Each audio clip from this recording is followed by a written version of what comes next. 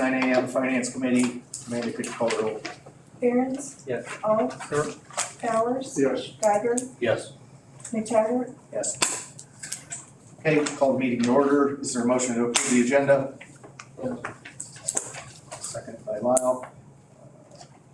All in favor? Aye. Motion carries. Do you have any public comments? No public? Okay, moving on, we'll move to the budget hearings and at the court's yours first. I think it's page 13 on our stuff here. Which would be general fund 230 courts. Hello, I don't know if I sit, stand, what I do.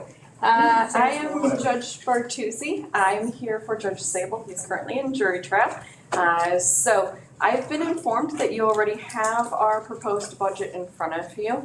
There are a few line items of change from last year. Line item 1, which would be our chief deputy salary. We are requesting a 10% increase on that one. The reason is there has been inflation, as I'm sure you're going to already recognize and or hear in the future. There is a significant amount of inflation, so we are trying to combat that. There is also the cost of living increase, plus we are trying to be competitive with local wages with regards to the fact that there are specialized skills for our chief deputy and the fact that she is dealing with a lot of confidential and important information. So we are trying to reflect that in her salary. We are asking for a increase in the bailiff salary. They actually have not received a pay increase in over 5 years. They have not even received a cost of living increase. So we are asking for just a nominal increase for them. We are hoping to increase their wages by a small amount this year. Office expenses, we are asking for the same amount. Library is the same amount as last year as well. Court services, we're asking for a small increase on that one. That's hard for us to project because it's the amount of psychological evaluation, sex offender evaluations of the like that are requested. We don't exactly know how many are coming in the next year, so we do try to account for those. The next line item is for special attorney hires. Those are when we have to seek appointment outside of the use of the public defender's office, or if we're required to pay for any mediations according to statute or the like. So that is our request on the budget, a total budget increase of approximately 5% over last year. Now for the bailiffs, what were you hoping to increase there? Because I know they get $100 right now. Yes, we're hoping to give them $110 Okay. per shift. Like I said, we're hoping for that because they haven't received an increase in 5 years. Sure. Okay. Any thoughts on how we can generate revenues from your side of the bench? From our side, as far as the court system, our hands are becoming more and more tied. I know that we have the Safety Act that is now going into effect in September 18th. So that's going to affect pre-posting monetary sum for bonds. There's going to be a lot more people who actually owe further money as far as taking in income. At this point, unfortunately, our system, with the fact that we pay for indigent valuations and the like, we are more of an expenditure, I think, than anything, unfortunately. All our fees are up to date and everything is where they can be. I know when I was on judicial, they were pretty good at keeping up to date on that. We do try anything new that comes out statutorily. I know that we find out, we usually make contact immediately with Lisa if there is any increase. Unfortunately, there's been more of a legislative initiative to reduce than they are to increase. So we are trying to keep up to date with those, and we meet regularly with Lisa about it. So, our circuit clerk guidance. Thank you very much. Thank you. Thank you. That's what we're looking for our fees. Yeah, nothing changed. Yeah, nothing changed on those, and then the other one is the automation or the law library, I which can't, she said. it's basically what is requested. Okay. Bill, I think we can jump to you. Okay. That's page 10 for us, general fund corner. Actually, I don't have any increases.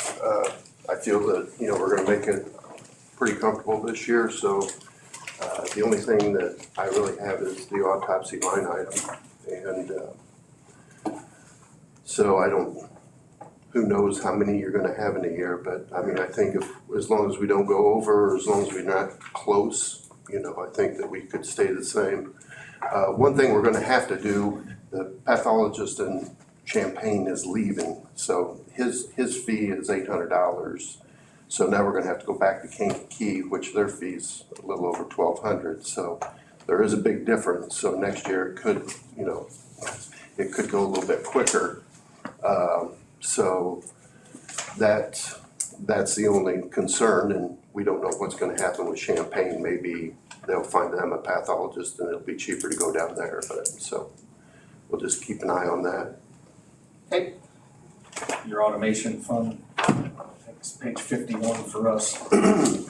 Automation fund, I don't know if everybody knows, July 1st, cremation permits went from $50 to $100.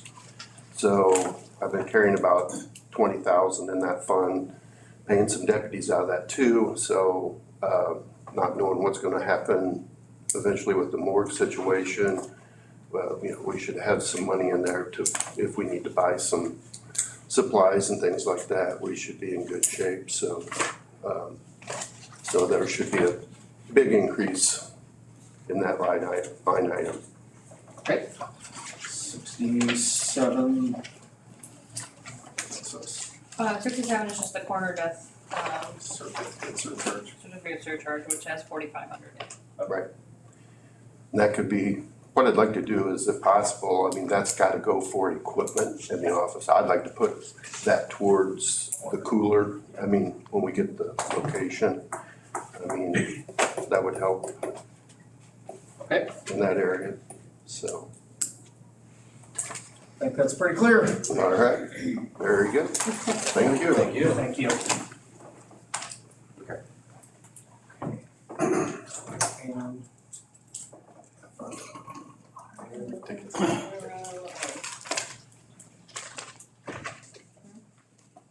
Yeah, we do animal control real quick.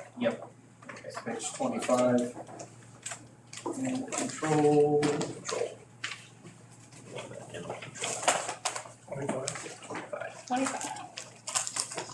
Okay, so I left the department head salary the same. I'm gonna skip over warden salary for a little bit and then go to animal control office supply. I did increase that $1,000. The price of tags is going up.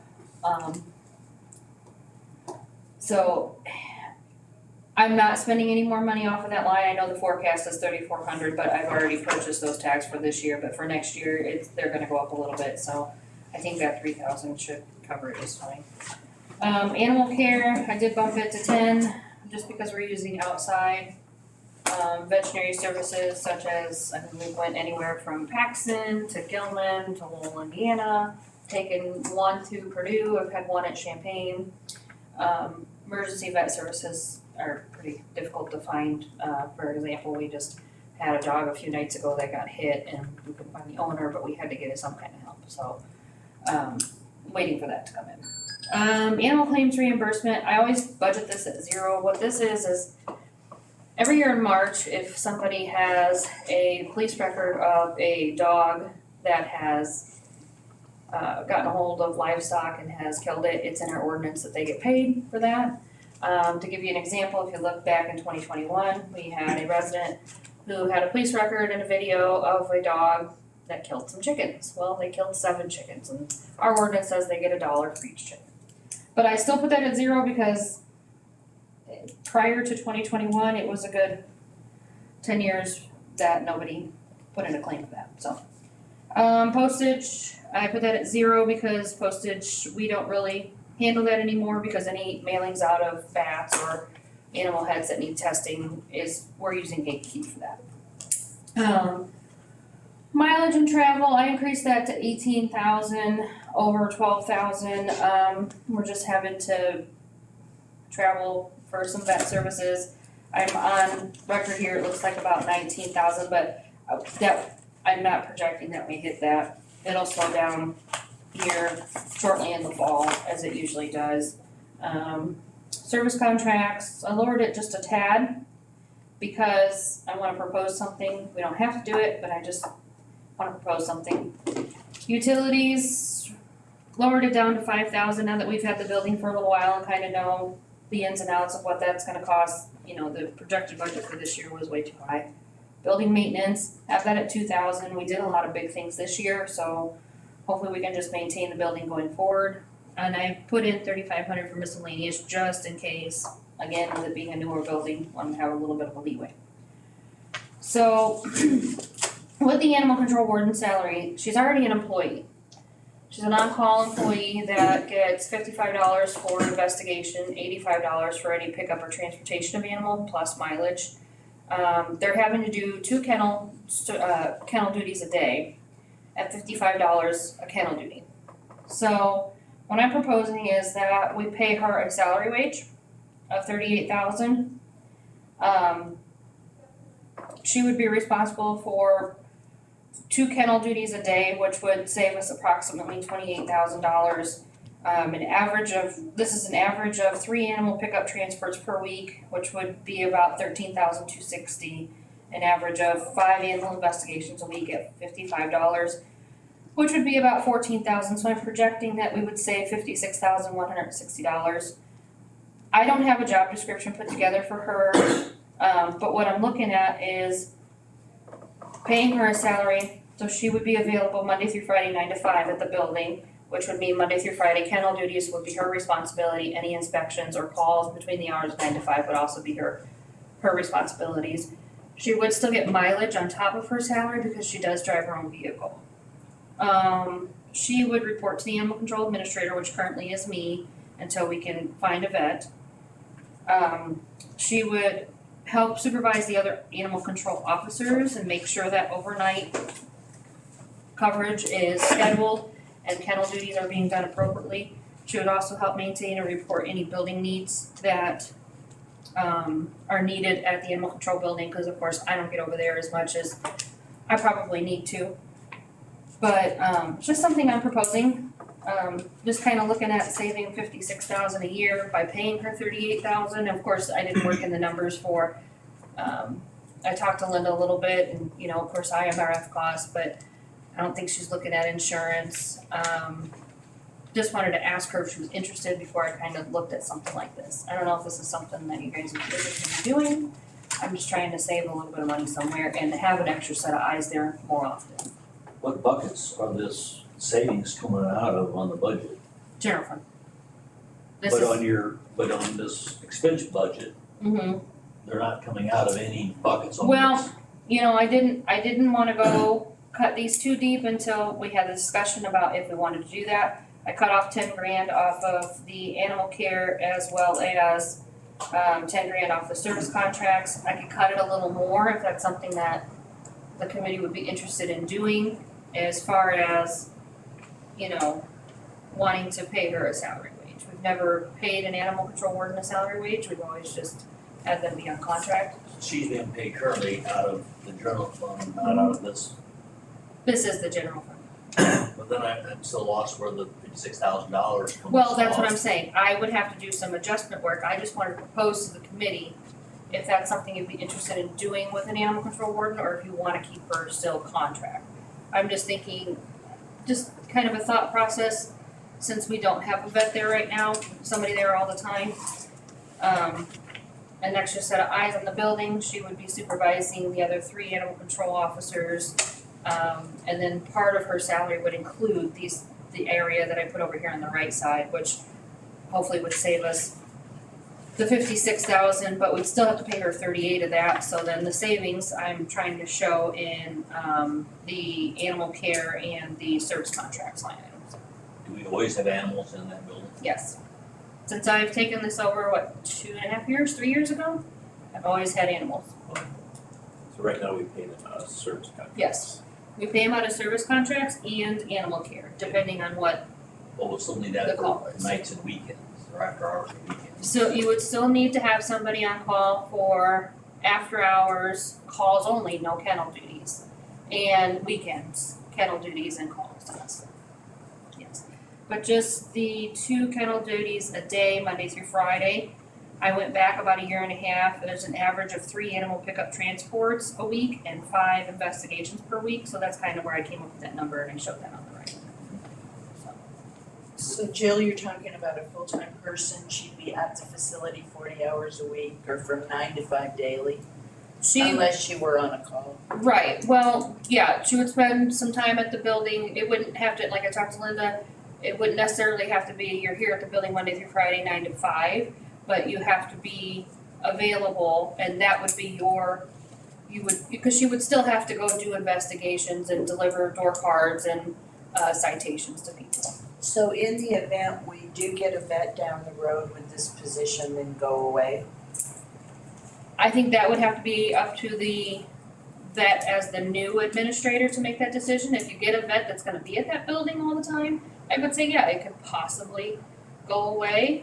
But on the other hand, maybe the vet would like to keep her on as a full-time to do those kennel duties and to have those calls taken care of, at least Monday through Friday. I'm not saying we shouldn't have it. Yeah. I'm certain if we add it, it will never go away. Yeah, I know what you're saying, but, and again, this is completely up to the committee, I really don't I'm care not either saying we way. shouldn't, I'm just saying. I'm just trying to find a way to So save a that's little bit gonna of go. money on those, Yeah. Would it fall under a union I didn't plan on it to be a new position, but I don't know, I mean, I don't really know, this is new territory for me too. So, I mean, she's not an officer, No, but I don't know, and it's one of those gray areas, it's, yeah, I mean, I've said all along since I've taken this over, I find it a little unnerving that we're just hiring this, you know, we've had this same woman, and don't get me wrong, Linda's fantastic, she does a good job, she's very passionate, but she's had no formal training. I mean, I did get her humane, investigator license, but no training as to writing citations or reports or, you know, what to do if she does have an aggressive person or an aggressive dog, so, I don't know, it's, yeah. So then, Does the state say how much I know we've talked about this in the past, I've tried to erase it from my memory, but about the dog tags, but they say how much we can charge and stuff, or do we say that? no, I believe we can, you know, have a study done or whatever and figure that out. But getting people to pay them now is, impossible. All I can do is we send them notifications, if they don't comply, they can cite them, and they'll have to pay a fine, but then it's kind of in the court's hands, or, I'm sorry, Jim Devine's hands on whether or not he wants to pursue that, and in the past, it's not really been high on the priority list, so. I'm just saying, I mean, it looked like we're budgeting $55,000 in dog tag money and we got $110,000 out of our budget is unfunded to take care of the neighborhood dogs. Yeah, I get by law we have to do something, but it's kind of crazy. It's definitely a tough department to try to either break even in there. Especially when a year or two ago, that was 10 grand extra cost. Of our dog cup. Now we're 100 grand. I think that's the difference in having a vet. You know, he So I had heard, to hold them to 10 days and then basically if they didn't have a rescue to go to, he could euthanize them. That's part of the deal, but I can't euthanize, none of the officers can euthanize, so we're either holding them until we can get them in a rescue or we're paying to transport them to get them euthanized. And the last one I got euthanized, it cost us $380 in services plus mileage. So, yeah, I'm stuck. I can't really do anything. I'm not a vet, so that would make a big difference in cost. Stay on Holiday Inn Express or Online. online, And you could do some of it, but then you'd have to do your service stuff. They just have a course for Then how you'd to, have to, Building. they have a course for how to give the thing a shot and put it out if it's measured. not yet. Smith and Wesson has. It could look bad if our animal control person took a tax every Yeah, I'm not interested in that. I mean, I'd really like to see this go to somebody more qualified. So who are your deacons? I said, well, deacons. But yeah, I don't know, and like I said, you don't have to do it, we can keep it the same, No, I'm not saying. We're not thinking about it. Soldiers look. In your budgeting, that you didn't include IMRF or anything. no, I didn't, cause it was kind of a last minute, let me think about this. Big picture. I've been racking my brain on what to do with the animal control, my hands are kinda tied, cause I can't really come up with any Right, good they're solution. there. Liability. I don't think it's a horrible idea necessarily, But it's almost like kind of the budget here is kind of half in, half out on it, because you, like, could you do a status quo? Yeah, I mean, versus- if you take the 56 and you minus the 38, you know, I tried to make up some of those differences in animal care and service contracts, but, Okay, so we're not saving, it's not a net 56, it's, No, so no, no, it's no, no, no. 18,000. So Yes, we're yes. spending 56 Yes. right now, Yes. and we could spend 38. Gotcha, and possibly save the difference. okay, 18,000. And you've already taken out time I've here. taken out 20, yeah. And with Okay, her so this is what it, yeah. salary, Jill, Hmm? it'd be easier to send her trainings and get more qualification. Well, I don't really know Better. what other trainings I could send her to. I mean, I have Does she her, have any she's time to work humane the tax license. window in the treasury? Right now, no. I did get I got 3 of the officers humane licensed, to be investigators, so they work with the state of Illinois, the Department of Ag every once in a while. Report writing and things like that, we talked to sheriff about, and, he's been contacting some other counties to see if we could get, you know, some of that. That one law is kind of very broad. It is. They take the 40-hour class, they have an issue. Just an idea, I don't know, it's Well, we knew when we bought a building, we're something gonna to have think some about. added. Yeah, and that's the other thing, we're paying building costs now on top of, we only paid him $1,500 for rent a month. So, alright, and then the only other one I have is 78, and that's the animal population control fund. This fund can only be used for spray and neuter, sterilization clinics, which I could try to set something up for that, but again, it takes a lot of time, and, I know in the past, Dr. Yusuf did them with the University of Illinois, but that doesn't per se, I mean, that would help us out on a one-time basis. I have taken a few animals in to get sterilized, some of the rescues prefer that they are sterilized before they go, and then I take those funds out of here. But there's no plans on having a spray and neuter, event, so I budgeted that at 0.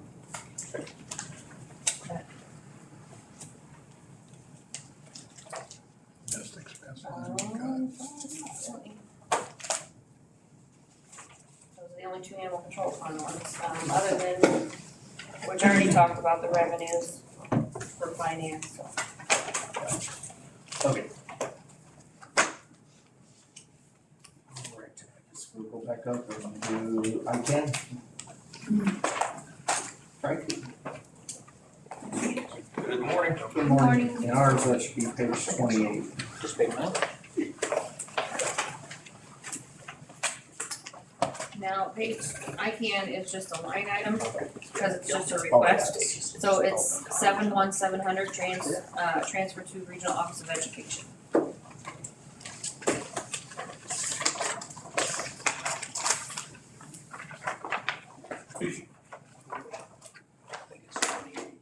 Page 28, line 717.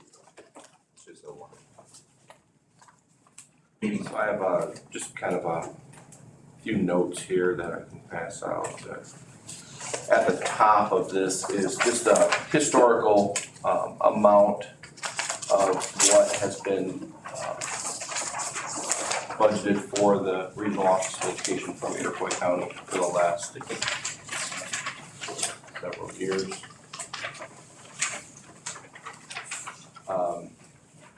I do wanna thank you all for the increase that you gave us last year. What we were able to do with that is we did add a half-time truancy caseworker. Although $10,000 wasn't enough to cover that completely, it did allow us to prioritize some other funds to be able to manage to have another half-time caseworker in Iroquois County, dedicated to Iroquois County. So now we have 1.5 full-time caseworkers in Iroquois County, which is very helpful because, as you know, just the geographic area of trying to cover that is significant. And so that helps to be able to provide service much better. This year's budget proposal is not a lot different from last year's budget proposal. Last year we requested about $94,962, and the reason that request is there is because the total budget request this year is for the two counties together is $397,006. So 24% of that is the $95,282 that is being requested. So last year we requested, again, the 24% of the total, which was $94,962. You were able to provide us with $85,000. Kankakee went with the 76% of the requested amount. So I only have 3 copies of this, so I apologize. I assume that we would have them. So this is the total budget for both counties in our office. And what I do when, in the past, as Kankakee provides 76% of the total budget, that they have a column that says Kankakee only, or in this case it said Kankakee ARPA because they used ARPA funds to help. I set that off to the side so that when I look at the first column where it says FY23 budget, we can show that Kankakee had 76% and Iroquois had 24%, which is what the intergovernmental agreement calls for. When in fact, Kankakee still is contributing more than Iroquois. So that's how we manage it to keep it at 76-24, just so you know that's how we show it on the budget. So that's why we're requesting the 95 this year, is because that is 24% of the total. I do want you to understand that that is what it costs us to run the office. The positions that are listed on the budget, those are the ones that are paid for by this budget, and that is only what we cover with this budget. We're not like my salary and Patty High, the assistant superintendent, those salaries do not come out of that at all. That's paid for by the state. Any grant funded programs, none of that comes out of there. So this is strictly just for county employees that are serving those services for us.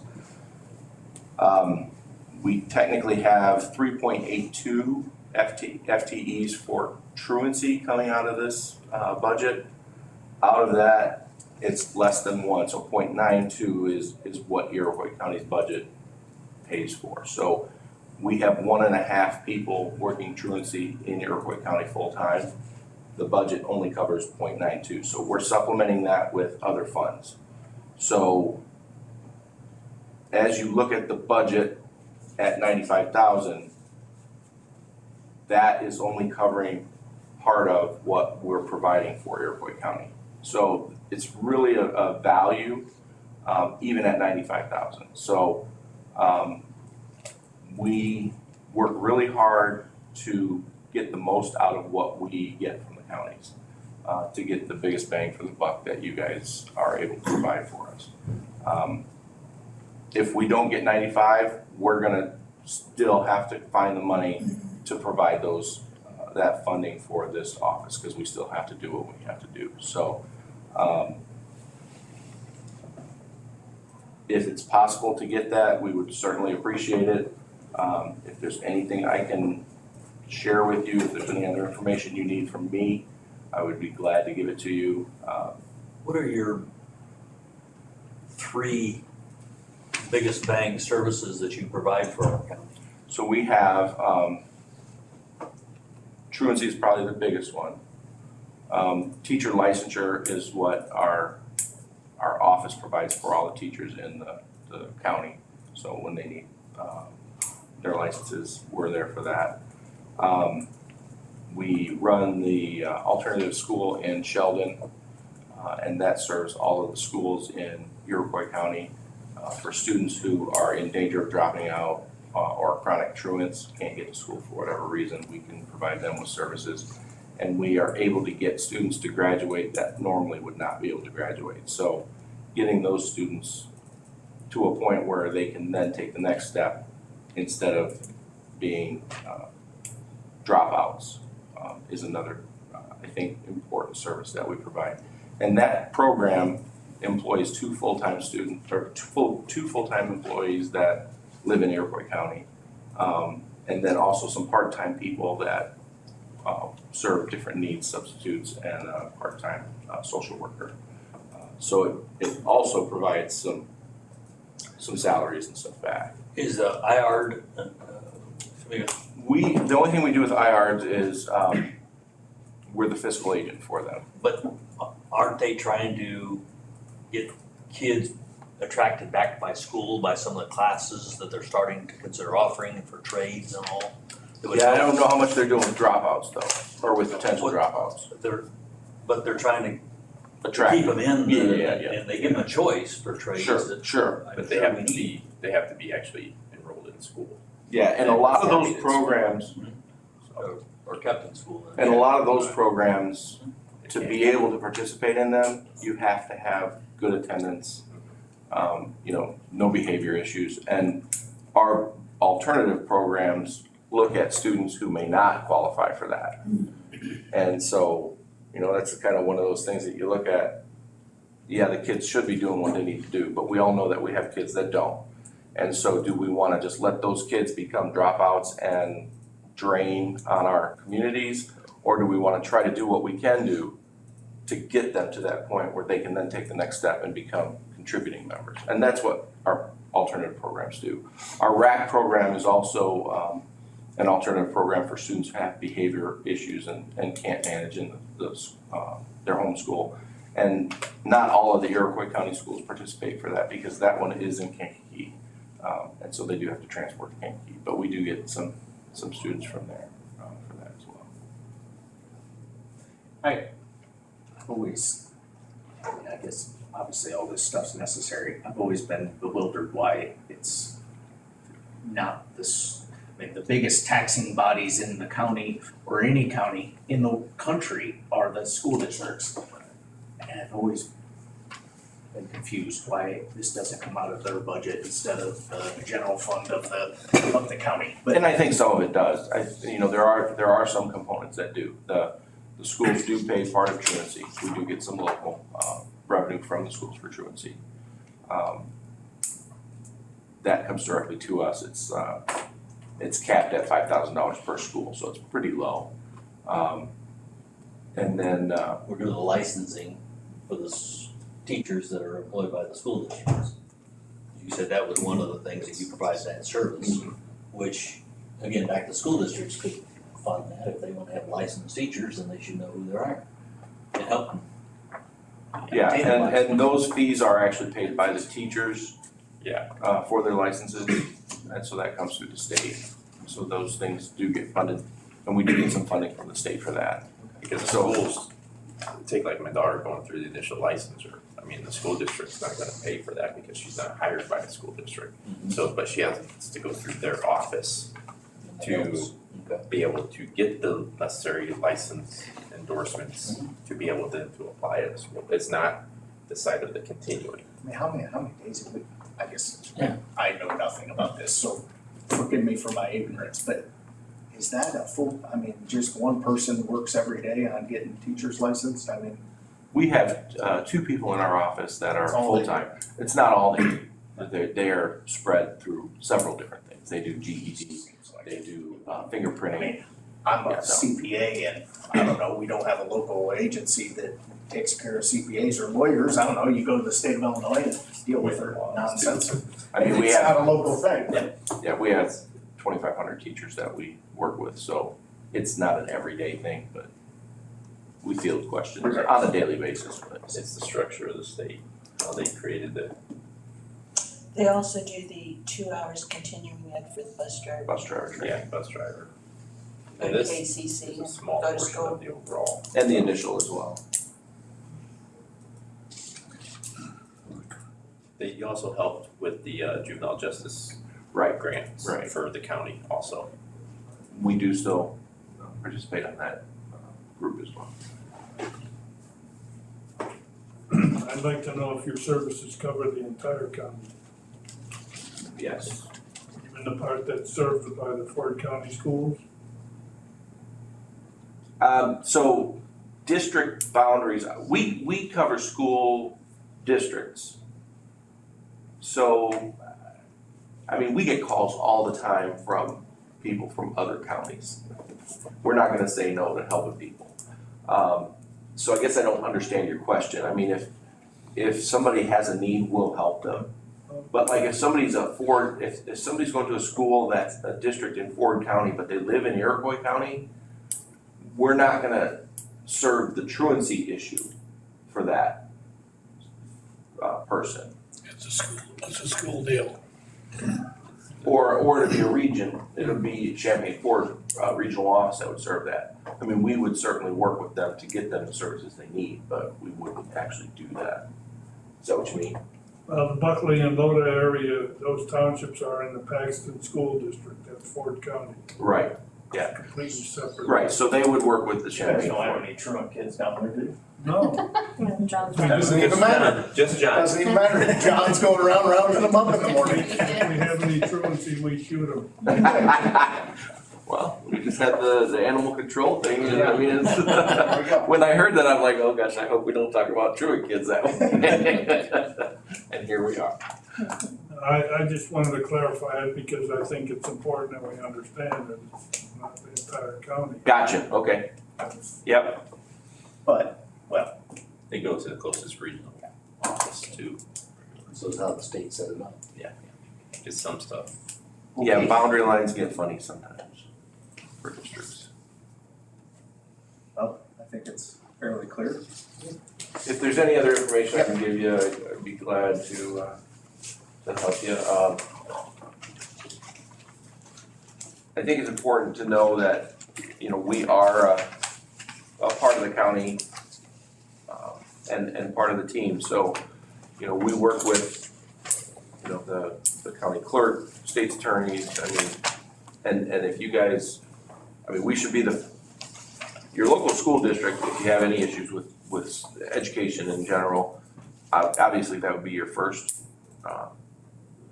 place to reach out to if you're comfortable, but anything at all, that's what we're here for. If you need us to do anything, we're the experts in that field, so we wanna be able to provide that service, so. Very good. Thank you. I appreciate the time and again, all the support, so holler if you need anything. Okay. Have a great day. Yep. Thank you.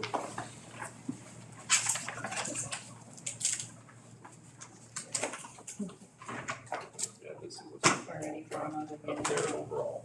Yeah. Because they have statutory funds that come from different parts.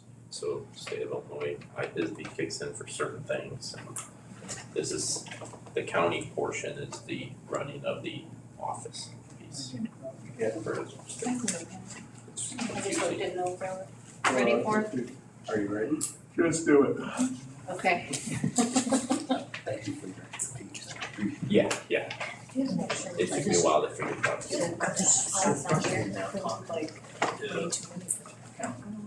Well, I need it. We have a meeting. It's just stagnated. It basically almost forced things. Good morning. Help our kids out. Open chair, huh? There you go. Gentlemen, did I see you guys? Yep. I agree. Good morning. Morning, Greg. Again. Okay, I think on ours, it starts on page 79 in our books, which is 610 County Highway 815, County Highway Department. Got that one? I am here. I don't know what's going on though. You have to lead me in the right direction. So usually what happens is we'll start with, the first page of your budget, which is 610-815 County Highway. And we'll just kind of go through the line items here and kind of, go over any differences. If you have line items that are budgeted the same as this year, you can just let them know it's the same. If you have, specific increases or decreases in line items, kind of just a small explanation to go along with that. Okay. Unfortunately, he doesn't have the page numbers. No, but at the top, it says 610 County I got Highway, 610. 815 County Highway, yeah. That's right.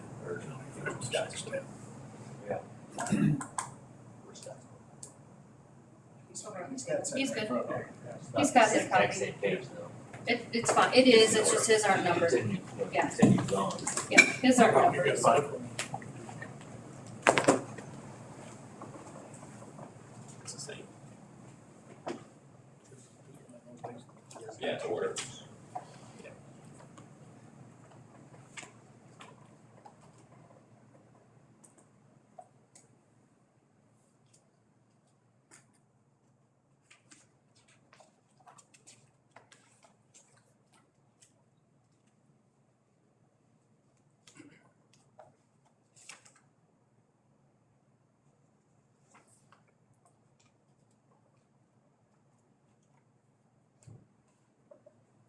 Okay, it's not quite the same, but I'm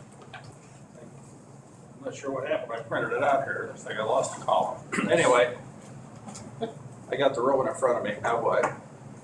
It's just, I guess any changes from last year's budget that you think? I guess if there's any explanation or commentary around that. well, some of them I wasn't that familiar with, but 23 budget didn't have anything for insurance reimbursements, but the forecast had money, so I'm not sure. What's the second line, 41,260? Yes, so normally it budgets that at a 0 because we don't really expect any insurance reimbursements, but sometimes they happen. There was one for this year for $16,585, and without looking what that was through Cali, I'm not sure what it was for, but it's one of those things with like any sort of reimbursements or refunds, we normally budget at a 0, but it's completely that up to the department head. I threw 35,000 in because of the forecast for 23. That's why it's in there. Sure. These, Historically, it's not. It's hit or miss, so that's why usually with refunds and reimbursements, we'll put 0, but Is it a reimbursement or is it something you paid out? without looking through the treasurer's office, I'm not 100% sure what it is, but when they get any sort of insurance reimbursements to them, they turn it into the treasurer's office and then they go ahead and make that entry. As you, like, before, we went 3 years before having one, and then we had one in 2022, and now we've had one in 2023. that's not the end of the world when it comes out. So. No, it's one of those, if we get one, it's an unexpected increase to the revenue line. Well, the other township engineering, 41,280, I increased that because they're spending more motor fuel tax money and we get a percent of that. So when their spending goes up, our income goes up.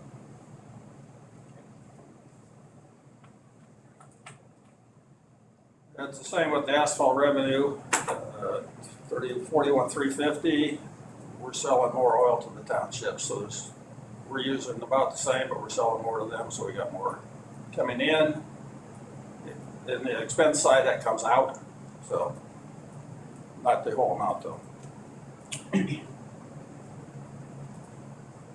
Interest, I just doubled the actual year to date. It's about 17,000 so far with 35.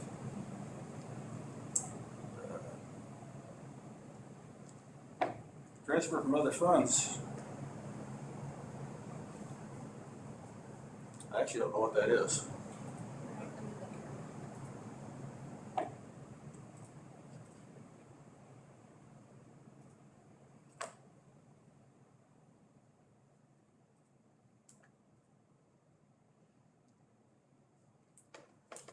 Sad part is I knew what that was when I made the budget up, I forgot.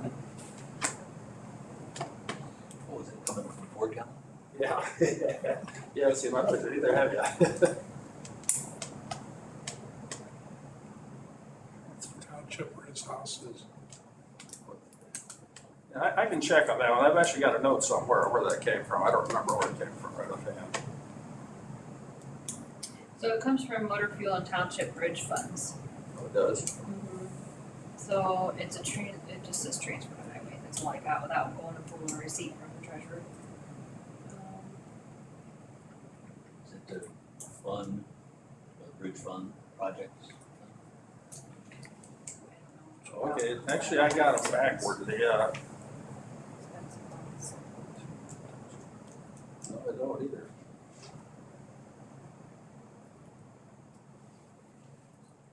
Yeah, I should have brought my notes with me. I don't remember where these two came from. But there was a legitimate reason, I can tell you that. Is that a good excuse? Because you've almost. 3 weeks ago, it worked. Yeah, no, like I said. I'll check on those. I actually did. I forgot what I did there. I forgot what they told me.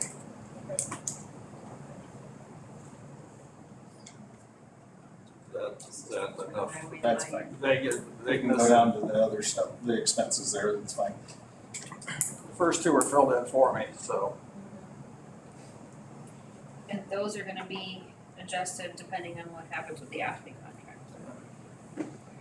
contract. Group insurance was the same as last year, because I didn't know what that's gonna be either. Okay. Office expense, I reduced it a little bit. Gas and oil stayed the same. That's another shot in the dark depending on what happens with winter. Sure.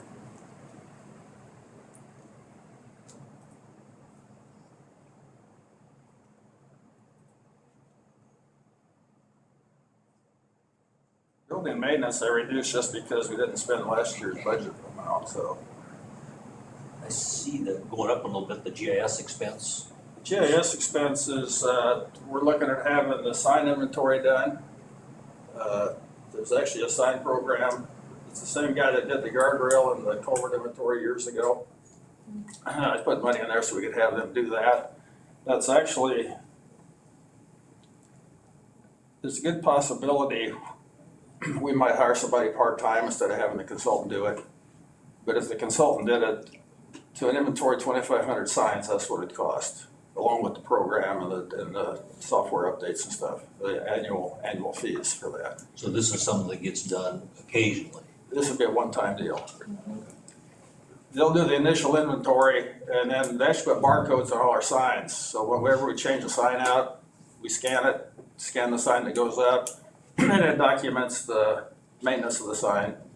It's kind of important, especially on stop signs. If somebody knocks it down, we know when it was reported, we know when it was replaced. There's always a plan. Right now, it's just done on paper in a diary, and that's not always, doesn't always hold up. Yep. That's why the big jump on that one. Yep. Transfer to general funds, you gotta tell me what that one was for. That's for, administrative costs. The highway's always transferred over 10,000 for any sort of IT services or administrative costs, just to Okay. help cover those. Yeah, we do that in Ford, but it goes directly to the department. The county clerk or treasurer. Okay.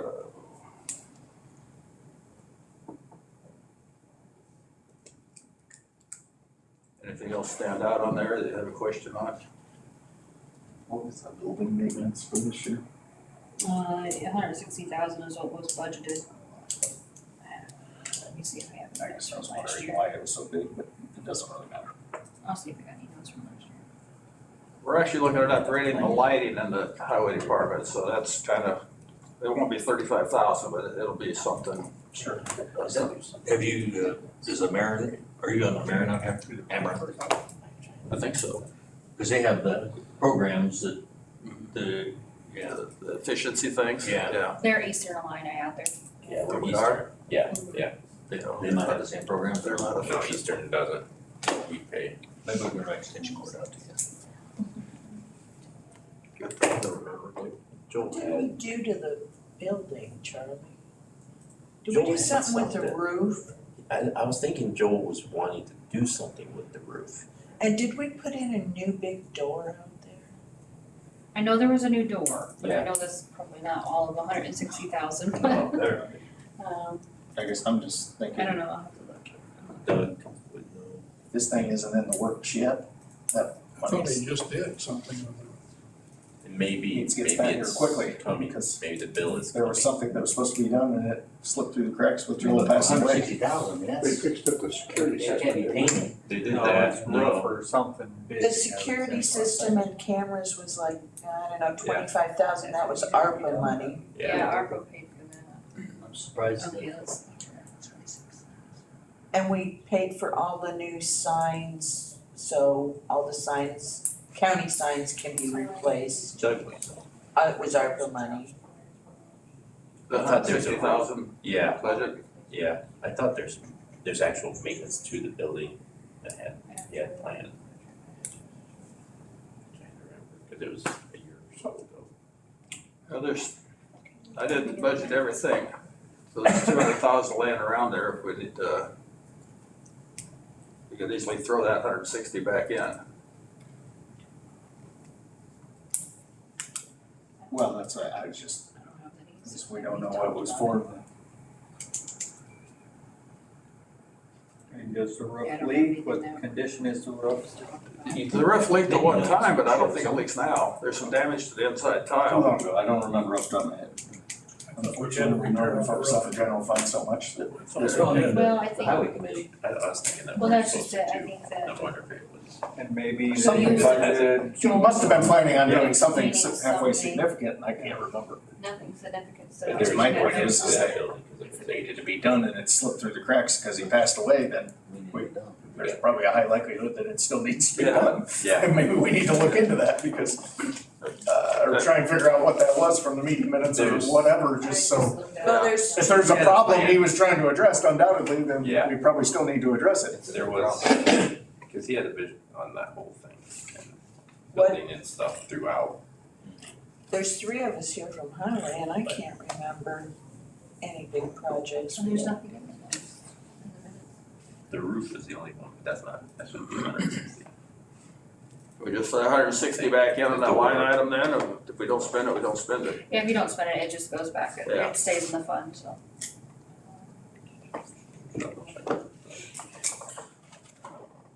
Might not be a bad idea, but we probably gotta try and figure out what he was planning on. I'll work on that. Maybe John or somebody out there would know. Yeah, That's a big number to. With all our other challenges, that's some that we don't need it. They did the door, like that's done. I don't know, I think the rest of it looks kind of in line with what it typically is. well, I have a question, why is equipment rental at 25,000 and it was 2,000? What are we gonna rent or, I know the mileage, maybe you increase something for mileage. Which line's that? Equipment rent. 79020. It's not expenses. 7920. Joel set up a rental for a boom mower. Mm-hmm. Oh, Yeah, right. It's actually, it's owned by Livingston County, and they bought the new machine, and then Joel set up a program to lease it. I remember now we Yeah, talked that's the about boom. that. So people complain on how well the trees are cut along. Yeah. It's a complaint department mower. Yeah. It does look better after a couple months, though. Yes. There is some aesthetics that aren't appreciated. But no, there's a lot of, right now, it's, he's been renting it from either Corby and Cissna Park or Ron Equipment in, Danville, so he went into agreement with Livingston County to share the expenses, but Iroquois County will actually lease it from. Livingston, they'll still own it, so, and maintain it. What equipment do we have plan to purchase? I can't remember. We talked about sharing something with some other county. That might Well, that be was the mower or the, only thing about sharing would be when we were consider that joint cooperation thing with Ford County this next meeting. That's not gonna be a big issue, that's not gonna be a big share, there's not a lot of equipment, a lot of time. You have 250,000 on that line item. That was from last year, right now we got a problem, if we try to buy a truck right now, it's 2 years. Yeah. So we just kept that in there. I wanna say there's. Should something come up, there's some other equipment that Joel had, he would like to purchase, but it's kind of fallen on the back burner, so. There's equipment and trucks, And it was then- always, you order it like 21, it was show up in 23, Right. that's when the bill actually shows up. But I don't think there's anything we're waiting on right now. No, but I thought he had a, But there's always a possibility we can buy good used equipment, without going through the building and the bidding process, so. If something comes up, we'd have the money in there to do that. yeah, he always. Okay, I think the next page, page 80 is County Bridge. These ones are normally not too exciting. The money comes in, the money goes out. Yes, it's a levied fund, so And then matching tax is the one after that, I guess. same. If you got anything to say on these, they're for the most part in and out, so I don't know that we need to belabor it. Just something the highway committee or the transportation committee will approve the claims, that's. Okay, 82 is the county highway department, there's another fuel fund. Yeah, it'll say county motor fuel tank, county highway department 625. This is all audited by IDOT too, it's just that highway committee, I guess your transportation committee approves all the claims, but all the auditing's done by IDOT. And all the approval of expenditures is done through IDOT too. The only thing to note on here is the Rebuild Illinois expenses. They're starting to use it they used it in the previous years for the townships and now they're starting to use the county portion. Yes, Pretty much to make sure. and that money isn't coming in anymore, that's why it's Right. zero.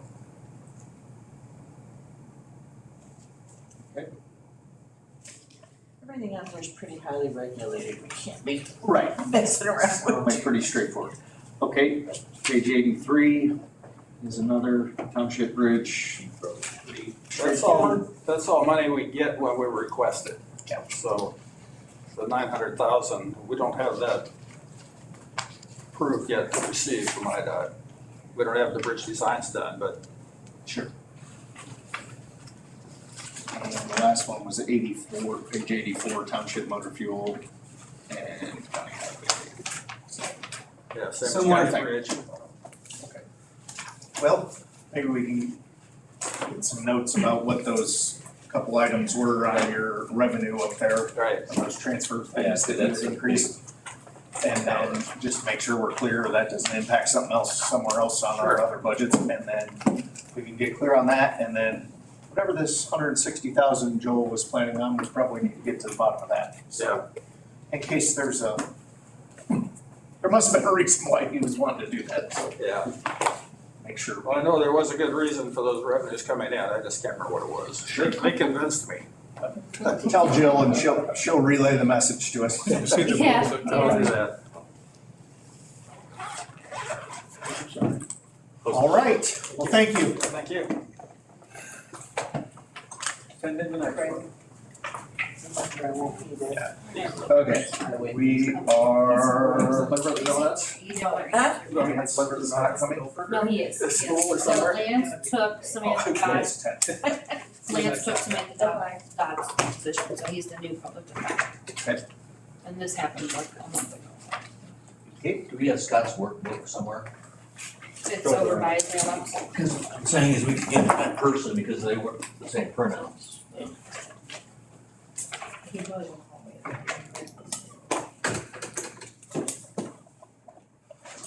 All right, that will be page 16.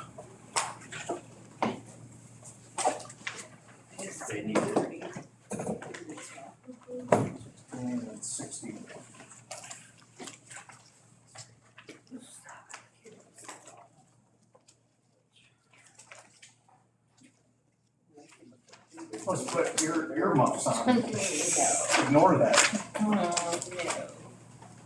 Not when it's in your face. Yeah. Mom, Moms get that.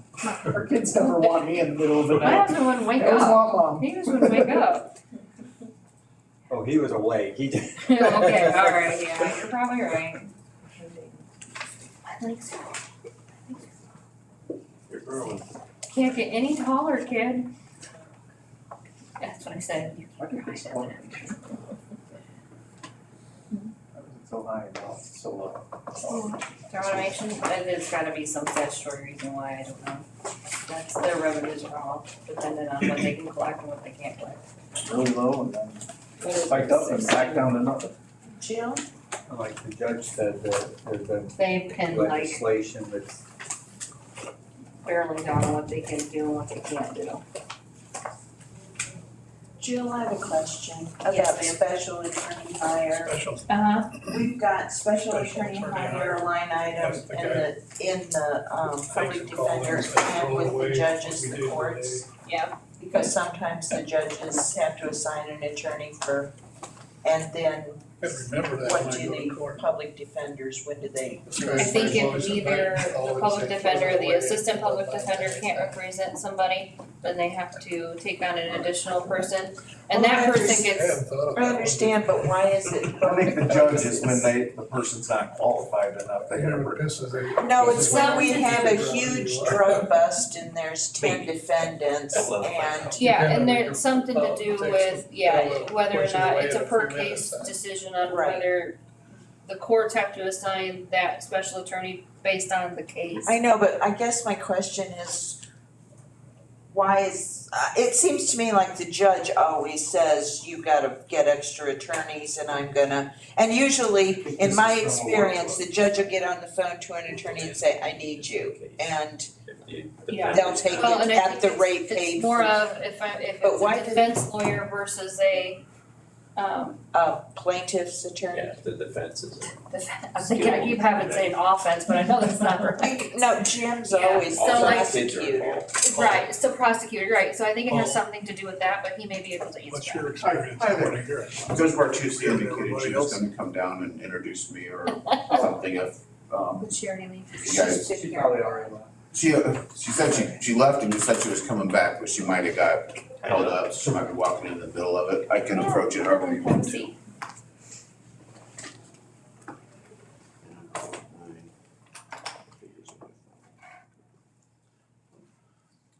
I don't think I've met any of you yet. My name's Lance Cagle. I have an office in Paxton. I'm from Fisher. I was actually a high school classmate of Joel Moore, who was the salutatorian of our class actually, and probably the smartest kid in our class. So I'm not gonna claim to be that brilliant. He was an incredible guy, but nonetheless, some common ground there in our backgrounds. I've been a criminal defense attorney for 18 years, got sworn in 2005. I've done everything from minor traffic tickets to a lot of DUIs to the murder case that was done here back in March there. So I don't think anymore there's a type of case that I haven't done. Major sex cases, drug cases, low-grade felonies and the like. In my public defender role, as you may or may not know, can only be appointed by the court when there's a jailable offense. In other words, when somebody's facing serious jail time. So that would not include the traffic tickets or the like or anything of that nature. Deal with the more major cases. What I've dealt with since starting on June 10th when Judge Sable called me and asked me to take the position. Has mostly been a lot of drug cases, a lot of people on methamphetamine charges, a lot of people that don't. Well, they wouldn't have me if they had money, but in the context of my appointment, they might have me as a private hire. But nonetheless, it's mostly just people struggling with drug problems and multiple offenses for drug problems that they can't seem to get over the addictions or mental health issues that lead to this particular situation. But I'm learning on the job being a public defender is a little bit different than being private defense counsel. Is more meetings at the jail, more dealing with people with the severe mental health issues, less involvement of parents that may be paying the bill and have an influence on helping their child or loved one make good decisions. Different deal. And this is my first budget meeting of any kind with any government body, so you may be able to tell that already. If you have any questions about my background or credentials, I'd be glad to answer them. And I'm anything. sure if Judge Sable called you, we're not qualified to make those decisions. Sounds good to us. But we have We're on page 16. okay. Yeah, page 16 up there, there's not much to it, but that's your budget, Yes, that's my budget. I spoke to Judge Sable and, about what would be appropriate in this situation, and this is what he suggested. I run my practice in addition to this. This has been presented to me as a part-time job. I don't know how part-time it is. Yeah. And unfortunately, the legislature, because of bond requirements, which are gonna change again, that could make the situation easier or harder, I don't know yet. But when someone gets arrested and you have the 48-hour rules, the Judge Bartusi and Judge Sable and the state's attorney's office need someone available by Zoom or in person or some way. So, I'm comfortable with this figure. For me, I know there's an assistant, Jamie Boyd, who has a lot of experience as well. I think he's worked in criminal defense for about 30 years. From what he told me, he's done a lot of public defender work in the past, and there's conflict counsel as well. These are needed attorneys because some of our cases are juvenile cases which require a guardian ad litem.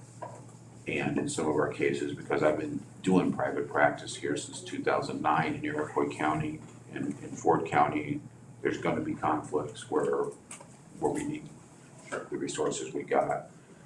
Do you handle any courses outside of those two counties? Yes, I just got retained on the car accident in Champaign County yesterday, so that you may have heard of. So yeah, I do a lot of work in Champaign County. I do some work in Vermilion County, some work in McLean County, some work in Livingston County. I typically will work probably eight counties in a given year now. Ford and Iroquois, certainly with the public defender appointments I'm getting in both of those two counties, are my two biggest counties. The others are 4 or 5 cases here and there working in any city. Was that established by what required in each county that they call on them? I'm sorry.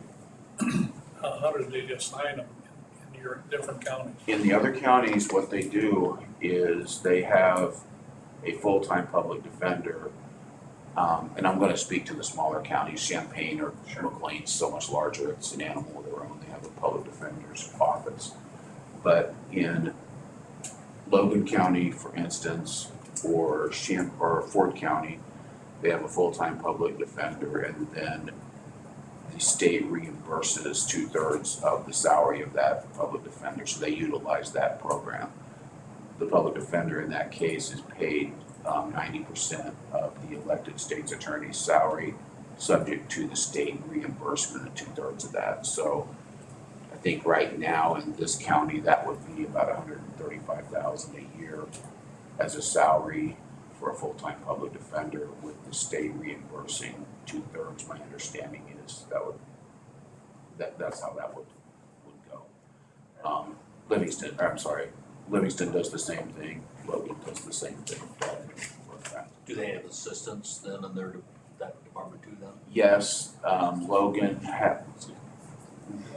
what Ford does is hire a contractor person like me and to fill in. So if there's co-defendants arrested because 2 people are in a car on a drug case, or 2 people are gonna point the finger as to who was firing a gun, is what happened in a recent high-profile case there, then they need 2 attorneys because one's conflicted, we can't represent both. So that's the way the other counties handle it, is using that state program. Thank you.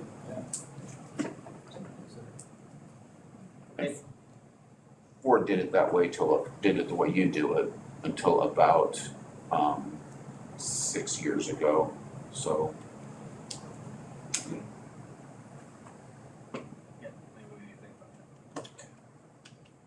Okay, I think it's pretty cut and dry. If you think that will work, then we're good. All right, thank you. Thank you. Thank you for Thanks your time. introducing yourself. Nice to meet each of you. Yes. Thank you. Actually, that would cheap hires. They reimburse. 66. Cost us $46. It's, You actually believe that? it's all. That money comes out of our sales tax.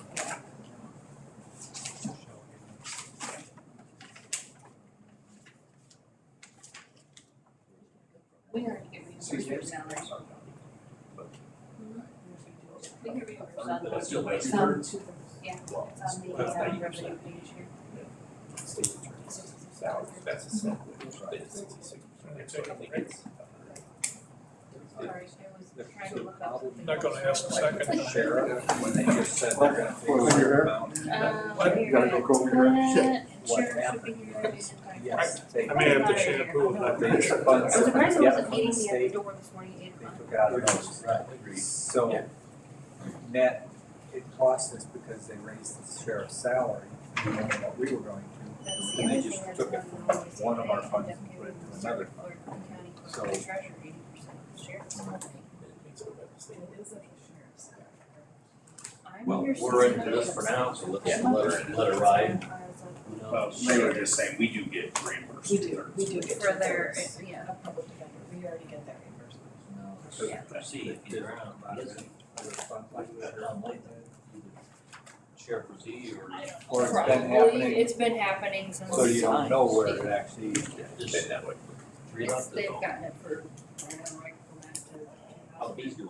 2013 when the system got put in place, 2014. There, this rain now helped. I think I get some more supers on when I get back. They can more money, hours. I'm really surprised we didn't need it or even text me. That's something we could put real estate tax on, is levels of heat height. Charge my girls. It's a house. Mobile, it's mobile. Mobile homes, Mobile multi-story home, mobile cause I homes. moved some to Scott's creation. pumpkin farm to help pollinate those pumpkins. tax sticker then. On each level. That would be fun.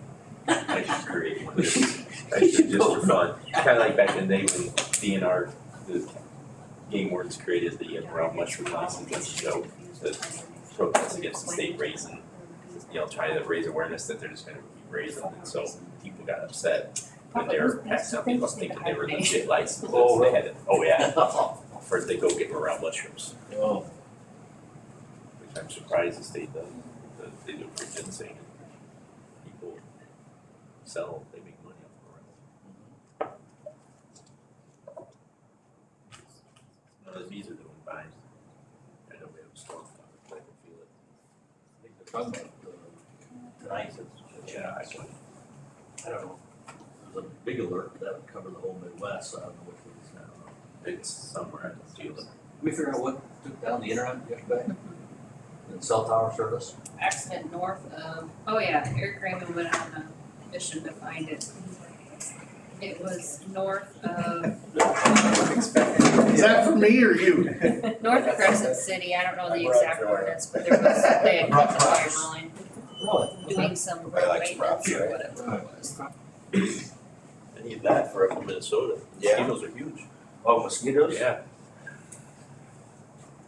You're going, taking the boat and you're flying and it's like, wham! Oh, Everything. those professional fishermen, they go like 60, 70 miles. They do. They have helmets with. Yes, because you have to. I agree.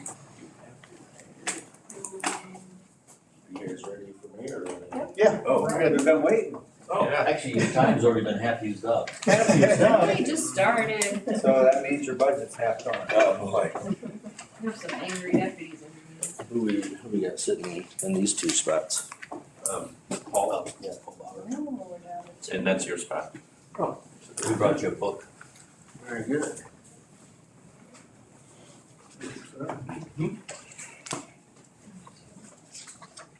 Another job. Secret.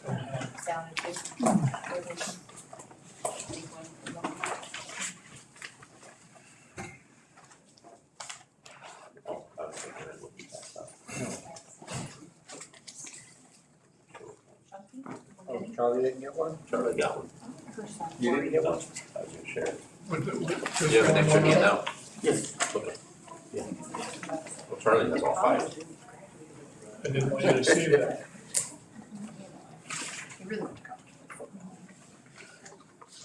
Oh, boy.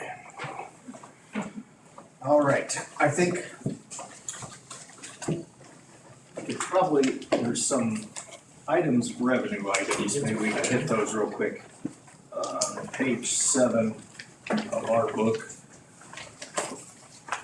It starts with, police service contracts, inmate housing contracts, and so forth. Oh, no, I skipped over one. Oh, that's the salary agreement. Seven. You gotta have Yeah, that's a what salary, you're adjustment. talking He gets paid 80% of the state's attorney's salary, and we get reimbursed 66 and 2/3 right here. Yeah. out of our own money. Yeah. So his will start like towards the bottom of the page is 45,000 police services contract. So page 7. Your page numbers are gonna be different, if you wanna use the Well, book at the end of the okay. table, you can, I put page It's numbers just- on for the committee members. And they're the exact same ones I emailed you. Gotcha.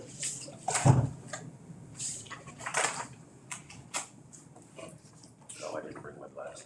That's all right. It's police service contracts was 161,000, looks like it's about in line with this year, that should be the Billman and those ones, correct? Yeah.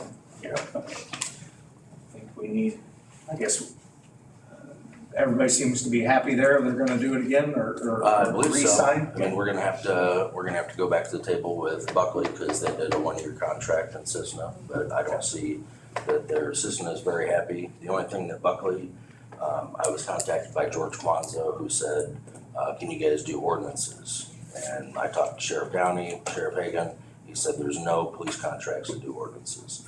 I'm talking like grass clippings and, you know, that type of stuff.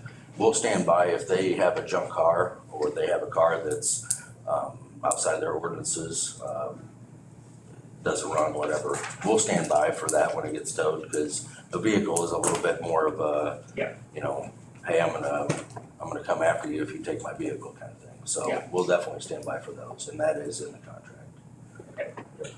So that was that one, the next one. And actually, Loda is asking for another 4A contract for 20 hours. I would like to get the day shift squared away to where we can put more day shift hours. The problem with the day shift, we've only got 2 cars on, so it's hard for the deputies to get down to Loda for 2 hours when then they get called up to Clifton or Shabans or Thawville. So I'm trying to make it work. It's just getting everybody in that mindset, hey, if you're not on a call, you know, run down to Cissna and park there by the Dairy Queen, you know, and take off a few hours. So we're trying. Okay. Inmate housing, that's kind of fizzled, or does it? Yeah, I mean, we got that going with them because it was an option. I thought, hey, if we can make some money and our population is low enough, it's easier for Champaign to go straight to Kankakee on the interstate as opposed to jumping off the interstate and coming, you know, 20 miles this way. Sure. And I can understand that, but it was offered. Okay, sheriff fees look in line with this year. Work release, inmate phones. So inmate phones is going to hopefully increase. We switched over to a tablet system. Actually, we're in the process today. So I got some revenue projections from Shelby County, who has a similar population to ours, and they're showing about $1,100 a month in revenue. So the inmates can, they load money onto their account, and then they can make video calls, do a lot of different things on there. They can watch videos, but they pay for those. So it could be $3.99 to watch a show or something like that. So, but there's a lot of other benefits that come with these tablets. It includes the law library, which we have to provide per the county jail standards. And there's like 70,000 books that you can read. There's so many self-help type things, different drug abuse type programs that the inmates can go through. So I think it'll be definitely beneficial. Medical reimbursement. Is there a reason why we even budget this? We never get money for it. You could. The problem with the medical in the jail, if we don't provide everything that is needed, we risk having a lawsuit. Well, I'm not saying that, I'm just saying as a revenue item, we've never collected money in 3, 4, 5 years. Maybe we just take it out of, I don't know. That's fine. Just remove the revenue item from it. I get you have a legal obligation, but we're not collecting any money on it, so there's no sense to think. And I don't know. I can take it. And if I'm right, the state's attorney is the one that, when the person pleads guilty, hey, this is the person having any sheriff's fees or medical. And they have been doing a heck of a lot better in the last 2 months. Mike Quinlan, he'll actually come down, he's got a form made out, that he'll come down and ask for that, and he puts that on the form, and Sandy gets that to him. So we're doing a lot better on the medical. We're trying to, get more money into there. We also need to take a look though, should it be going into the general fund or your medical, arrestee medical fund? Should it be going there? Yeah, where exactly, since he's doing that now, when he collects those fees, where are they getting put? Are they getting put in the general fund or are they getting put into your arrestee medical fund? I think they're getting put in the general fund because I bring the check over to Callie. Well, she could still put them in your fund. Okay. I think they're going in your arrestee medical fund, Okay. which is fine, because technically we try to grow that fund and every 2 years, 3 years, we'll have to use the general fund for arrestee medical costs because the arrestee medical cost fund doesn't have enough in the coffers to use. Right. Which is what we're looking at for next year, but, I think maybe that's why it says 0 as well, is that any sort of fines and fees that have been collected have been going directly to build that arresting medical fund, but I can look into that. We've got a claim, the girls just asked me before I came over, hey, we've got one arrestee medical cost, we're not supposed to use that fund, which one should we use? Yeah. So I said I would check. There's money going into the arrestee medical costs fund, which is page 48, but I'm guessing, There is, I think we probably need to then, but I think it needs to stay going there, not in the general fund. maybe we should pull it out this line item and Yeah, just I will. account for it over there. Okay, the next one was GPS reimbursement. 1,200, that's what it was last year. And I think a lot of that, again, comes from the state's attorney's office assessing the fines and fees. And I talked to Jim last week, and he said, yeah, we'll assess whatever you need. And I thought, well, why the heck haven't we been doing this before? If you get a DUI and there's additional fines that he can charge that will assist in our funds, let's charge him. I'm not a policing for profit kind of guy. I almost discourage the guys going out writing tickets because it does put a financial burden on someone. It's $164. When I went back the road, the blue book said it was 120, so I was writing them for 120. And then I kept getting nasty notes from the circuit clerk saying they were 164. I thought, geez, 164, that's putting a pinch on a guy. So, I'm not a policing for profit person. But if it goes that far, we can legitimately charge. Correct, yeah. Okay. And I think that's it in the revenue stuff, so then we go to your page 9 on our stuff, 110 general fund. The main sheriff budget there. Yep.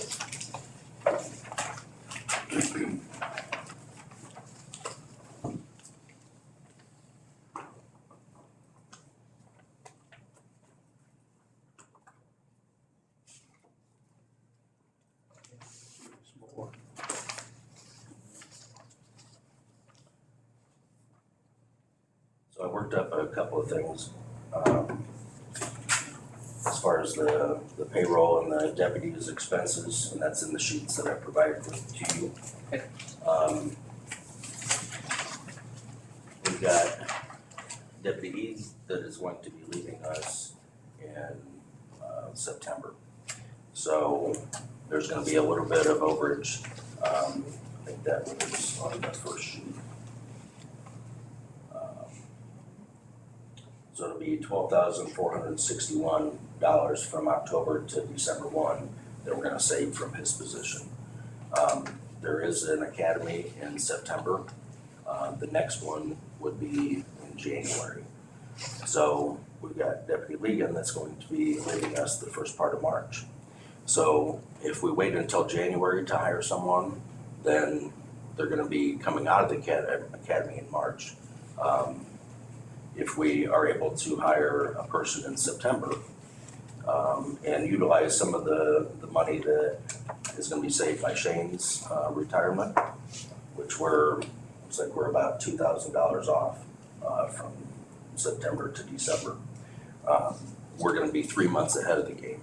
So when the person goes to the academy in September, they come out the first part of January, they do their 3-month training, and almost to the day that they get off FTO, they're able to slip into a patrol spot, so we're not gonna be short people in patrols.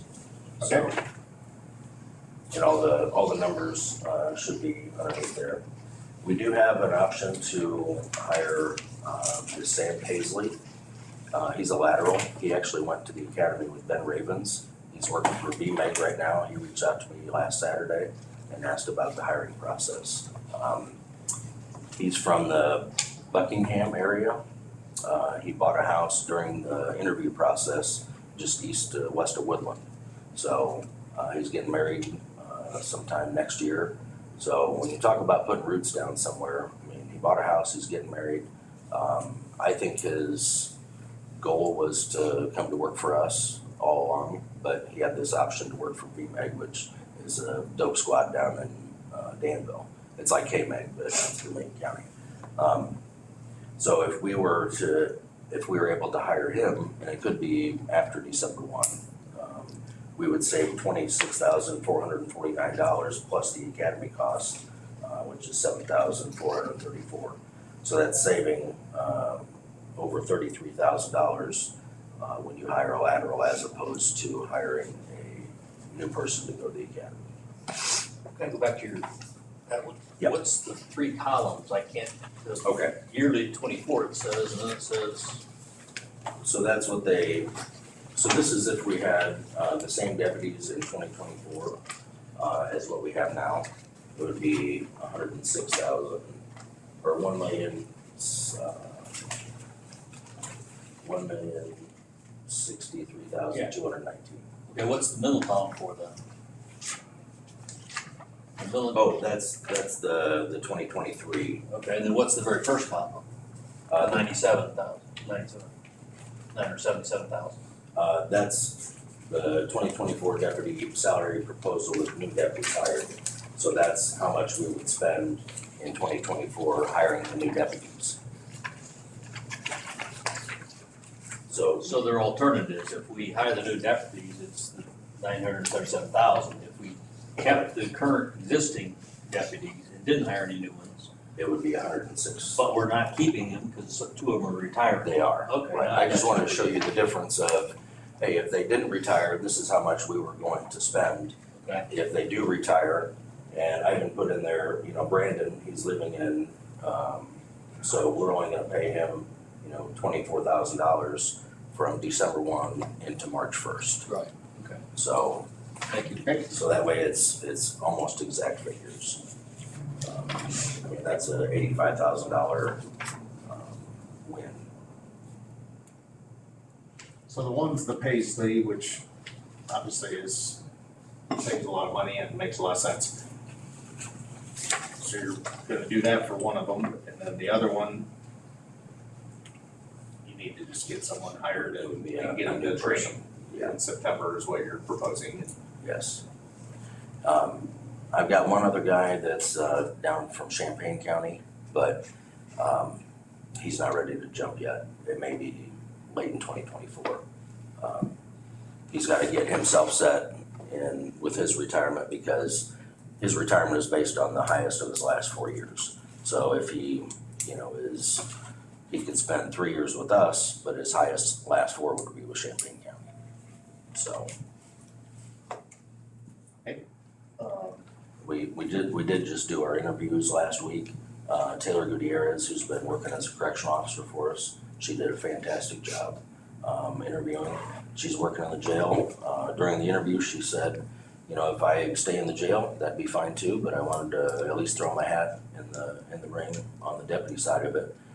She said, I know we've got a couple of correction supervisors that are going to be retiring in the next couple of years, so, I would be interested in being a correction supervisor as opposed to being a deputy. So Corey Schinke, he's a local boy from the west side. He did a great job interviewing, so, and he's got roots. I mean, that kid ain't going nowhere. He tried going off to the city. He's up in Wheaton right now, just not his bag. He wants to be around home, so. Okay, so I guess, I don't know what we need to do here, but Well, basically, he's gonna have an open position for a deputy retiring. The only thing that, and correct me if I'm wrong, Sheriff, but you're just asking to start a new deputy, so you can get him an In the academy, academy. so you're 3 months ahead versus 3 months behind. Correct. I think we'll probably do that, so I don't know if we need to take a vote or what we gotta do. Say. No, we'll just, to take a vote, but if you wanna leave this proposal in there, just let me know and I'll work it in. In fact, I'm already working it in. I'd say get the person. Get the person for, in the September class and hire the Paisley or whatever. I mean, that's what you wanna do, it sounds like the best solution. And I think that would work out best. The command staff interviews everybody. They would love to hire Corey Schinke and Taylor Gutierrez, send them both to the academy.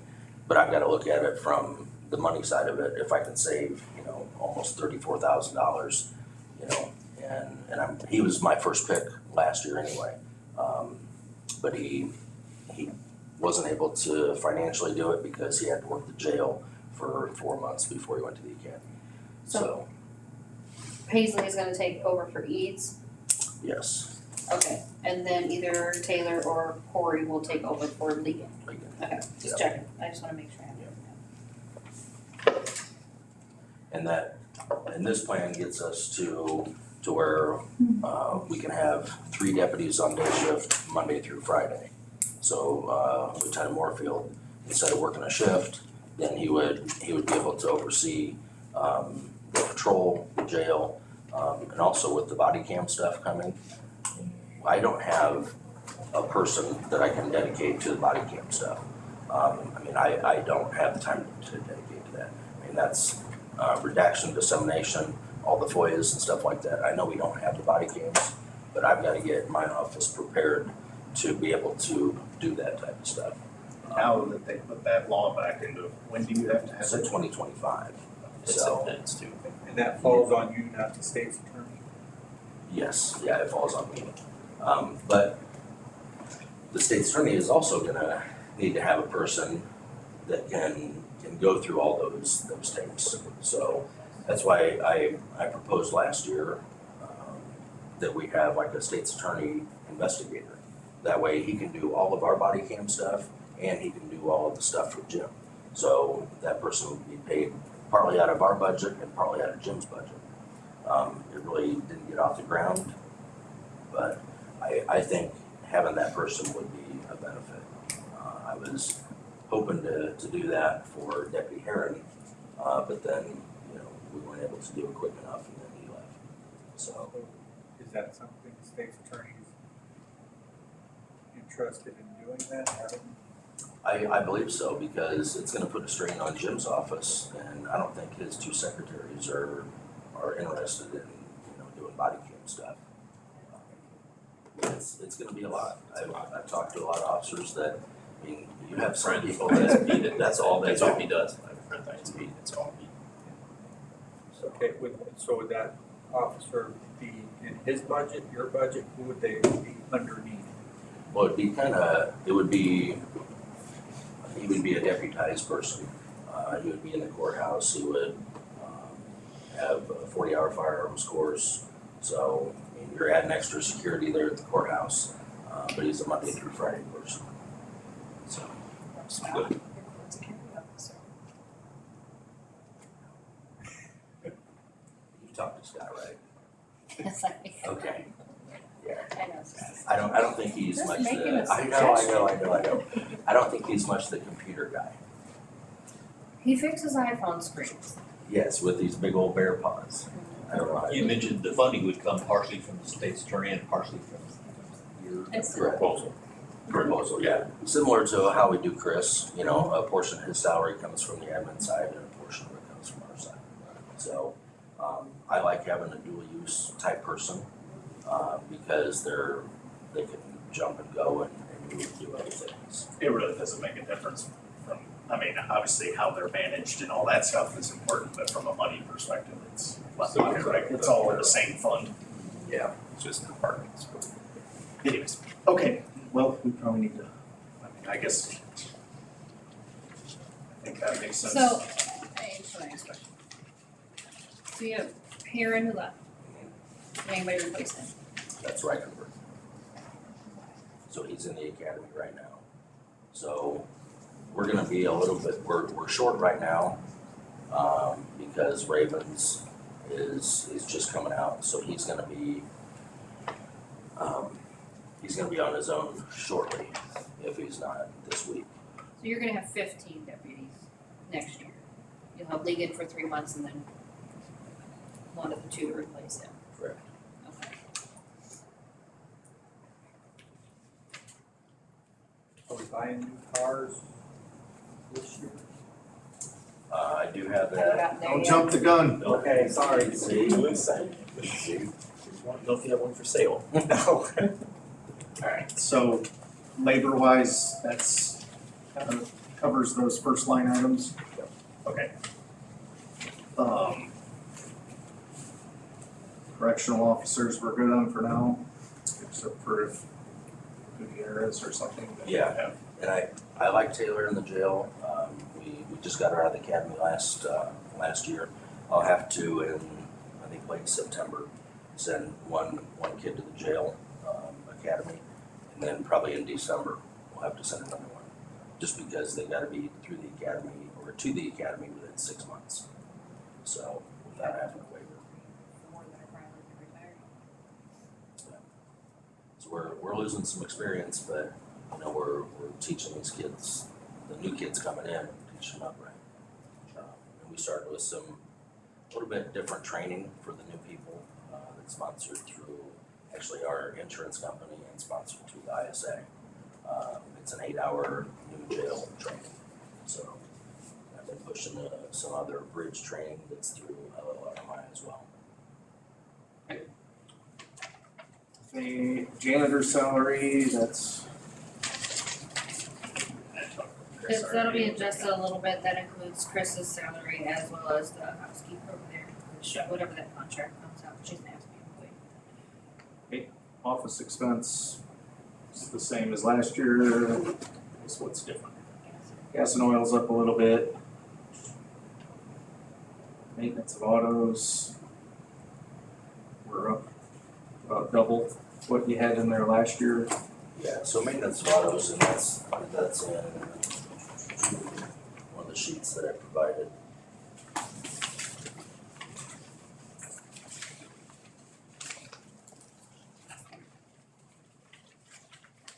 Pretty green and yellow.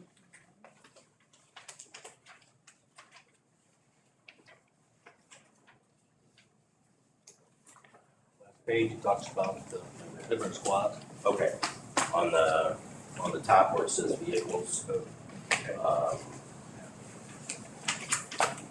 And then on the back sheet, you also find all of our vehicles and the miles that they have So I sat down with Doug, who handles our vehicle maintenance, and I wish during the contract negotiations, I would have asked for a stipend or something for the vehicle maintenance, because he does put a lot of work into that, the vehicle maintenance. It's not just letting the guys schedule an oil change, it's trying to find better parts, better labor, cheaper labor.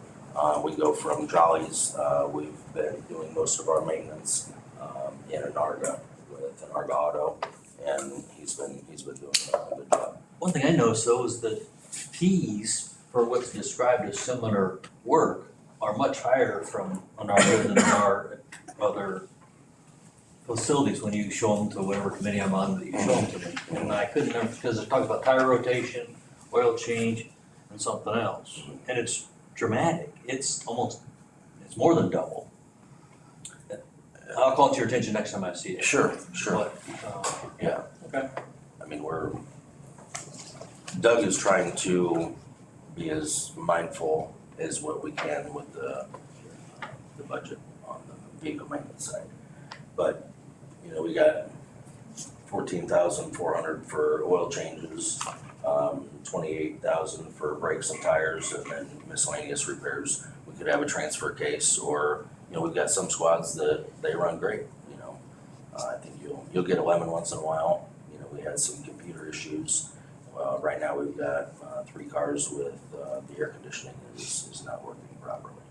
So, but we can't get the parts until August. Yeah. So. Fun. 460 AC. Yeah, that's right. That's right.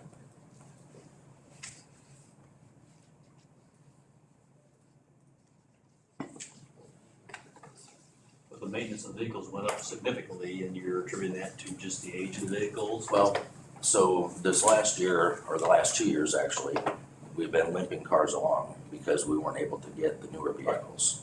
So we actually had one car that we were robbing parts off of that was in the back lot to keep other cars running. And then we had to revive that car just to keep cars on the road.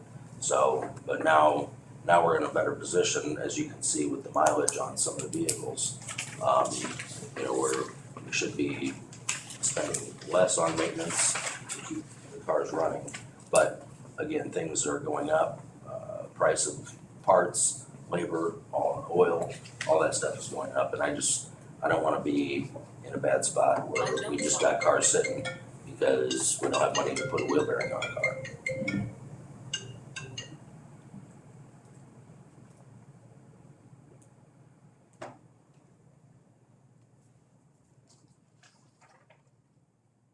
Okay.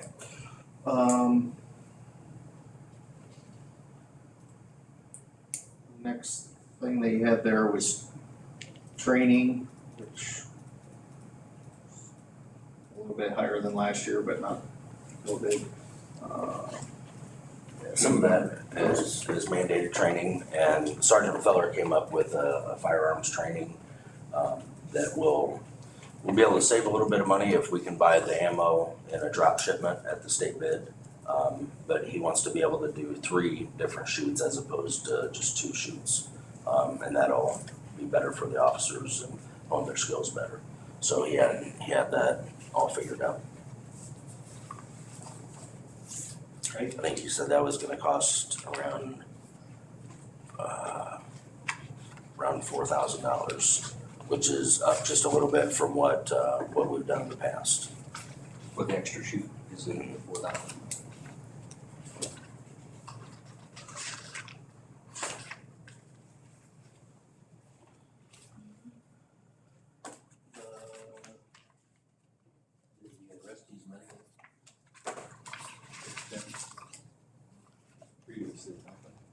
Yes, that's the fund we were just talking about. So generally, the way it has been done in the past, they would try to use the Arrest Medical Fund, the sheriff's medical fund for a year or 2 until it was pretty much depleted to save the general fund some money.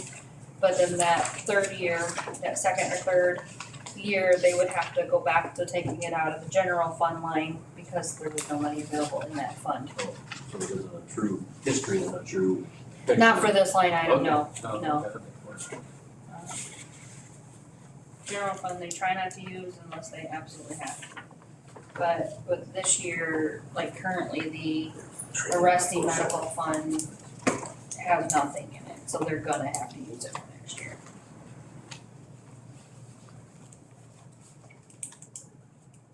But we need to talk with Jim about these fines or recovering this money and Yeah. stuff. And hopefully that fund will grow quicker, if we, gonna get some of those fines. Some of the assessments are set by statute.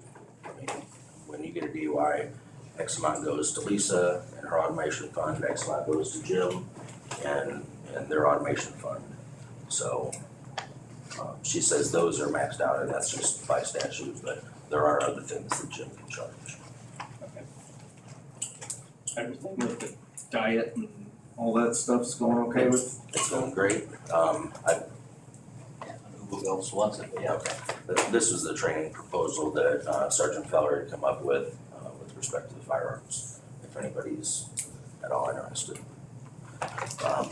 I did talk to IMH, they said they're not going to change the rates or any prices on meals. So our census has actually been lower than when they first took over, so we're actually spending less money there.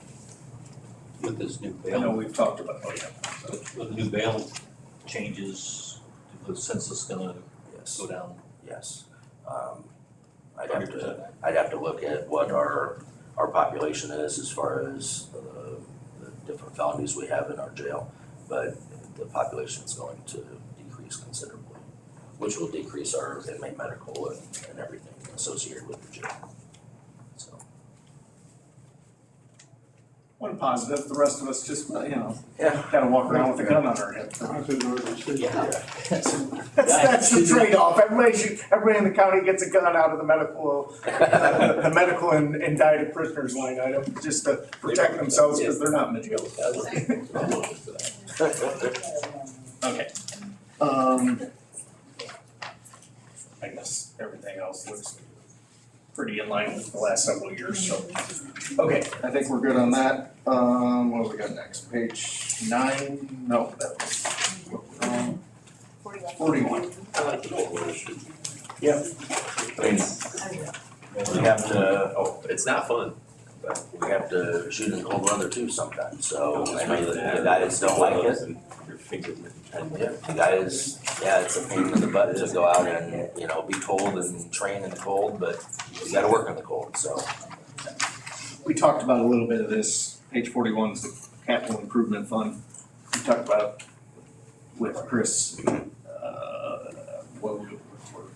can't remember now, but we had the parking lot where the deputies park. He was wanting to redo, and he had some money in there for the heat pumps, but I think that was pretty much it. I think it's, was that, Okay, he kind of gave us he's doing a great job. a couple of years out, but Yeah, yeah. I need to get over. So I think we're good on that unless you have anything you feel like you need to. Now, like as far as the maintenance in the jail and the courthouse, and Chris does a fantastic job. He's got extra parts ready to go. Robbie stocks stuff for him at Plum Mart. He's right there, and Chris is very knowledgeable about the inner workings of all of our systems. So, and he can by ear, yeah, that bearing's gonna need replaced in about 28 days. And Josh Hoy with the electric, B&D, he does a fantastic job for us. Josh is another one, he can listen to it and say, yep, that's going out, so. Okay, then I think the next one we had was 44, page 44, which is the public safety tax fund. That's Sean's favorite money pit. So I just finally got the flop cameras squared away as far as the billing, and that'll actually be 7,500 instead of 5,000. So they were trying to bill us for all of the cameras, all of the Seekas, and then expecting us to go after them to get their These are the portion. stationary ones that they have around. Okay. So since we started using those, we have used them quite a bit, and they work out fantastic. There was a bunch of car burglaries over in Gilman, and we utilized that to to see that the suspect was in that area. You know, otherwise we wouldn't have known. There was a girl that was dropped off at the Buckley overpass. She was from Champaign. She met this guy at a bar doing the poker machines.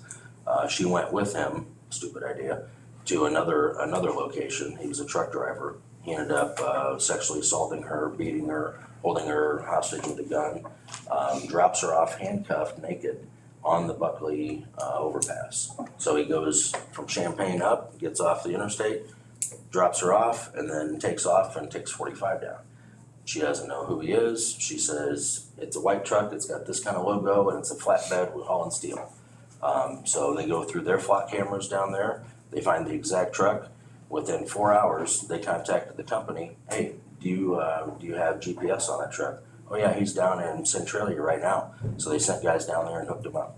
I mean, that's what this system does, so. Okay. So that, so the, We need to adjust that number. yeah.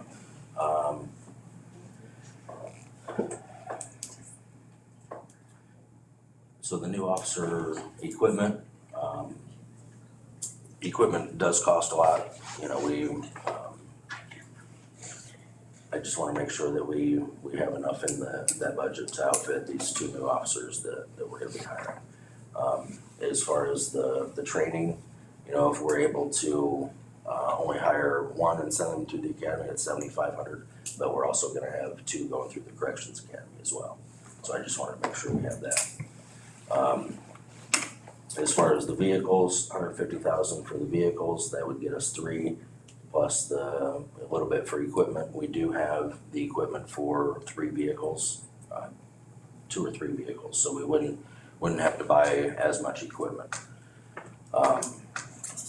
So the balance on the vests after the grants is $19,000. I've got around $15,000 to $17,000 to put towards the new vest that we have to get late this December. So part of that is, I did bring a little show and tell. So this total cost is with these rifle plates. So these rifle plates go inside here. So that total cost would include the rifle plates for all the deputies, and it'd be 1 front rifle plate. This is an old one, it's probably out of date actually. So 2018 was the date of manufacture, and the warranty period is 5 years. They're considerably lighter now. I don't know if that's something that all the deputies would wear all the time, but I know that that's something that would definitely protect them if they are going to a house and say a rifle is deployed. So, I mean, this will stop, you know, 38 caliber, 45, that type of stuff. But, you know, that will stop like a 223 or 308, so. So this is the We only do front plates. Yeah, only front plates. Charlie, do you wanna touch it too? Charlie wants to wear it. That's all right. So, we could get by cheaper, without the front rifle plates. I'd rather go safer than cheaper when it comes to our deputies, so. So that's that. What? I'll ask you a question. How does that thing go out of usefulness? Yeah. I mean, we've had vests that we've. You sell a guy like me, Yeah, the, that's what, there's probably a black market for that, right? eBay market? there's a legal market. We've had vests that have been out of service for 25 years that have just been sitting there moldy in the basement. We've taken them out to the range, me to you, it stops it. It's the liability the company doesn't wanna. Yep. So, Can we sell them? can we sell The old ones. the old ones? I just try to give them to the wrong guy. I mean, we can send them to Ukraine probably, I don't know. There's a buyer, because you can go online, I mean, Sportsman's Guy, all these companies, they resell, Yeah. they buy them from. Probably the bad guys who you would end up with. You probably maybe don't want to do that. liability. What do other departments, where do expired vests go to die? You know, I really don't know, Donna. I can check into that, but I'm yeah, just curious. like just like our radios, if our radios are still in working order, if we can sell those for, a third of the cost, yeah, I'm definitely into that. Okay. Central Square, that's pretty straightforward. I guess then we're probably vehicles. So vehicles on the handout that I gave you, that kind of shows, the vehicles, the sheet here. That gives you all of the mileage and what the plan is. So the end goal is to have everybody have their own vehicles. So we do have 2 trucks, the 2020 Silverado, number 11, number 14. Those were put into the fleet on the same day. So as you can see, when you have a vehicle that's had 2 people in it or a vehicle that's only had 1 person in it, the mileage is dramatically increased. Number 11 and what? 11 and 14. 14. So we just got Deputy LaFoon into that truck by himself recently. So that vehicle has had 2 people in it since its birth into the fleet.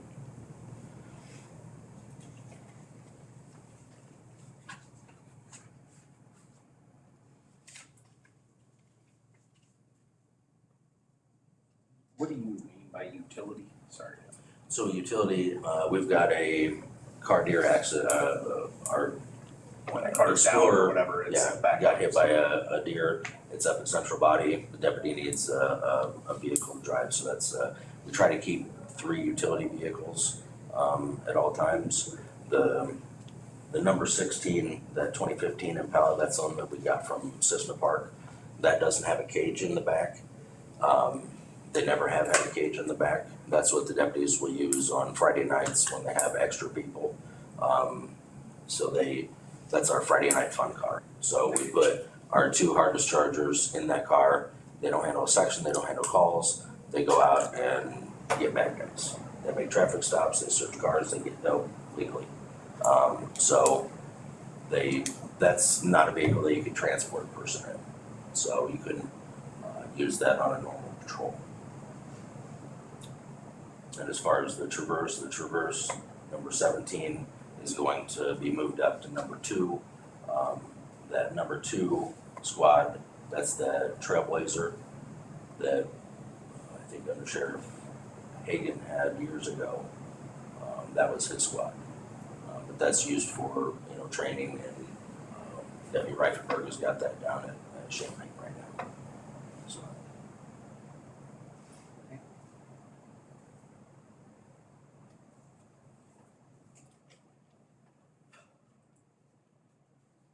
All right. You got So- a big car, we got 3 cars. You're selling 2, and then you're adding 1 because we're trying to get everybody into single, not single double. vehicles. So we're able to gain on it by 1 vehicle by doing this.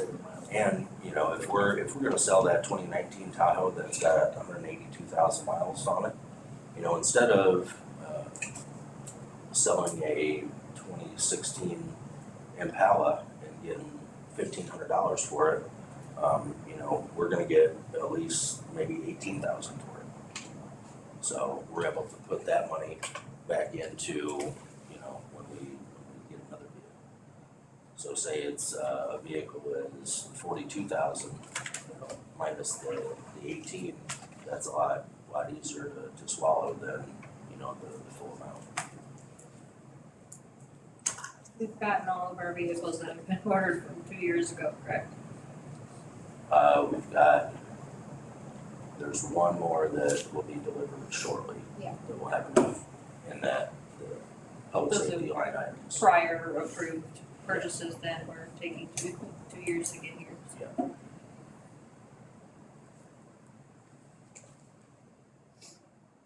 So the flip side of that is there's in the packet that I provided, the radio upgrade. I did get with Motorola. This has been a year and a half in the making, where they had to do studies of where the towers are at. They indicated that there is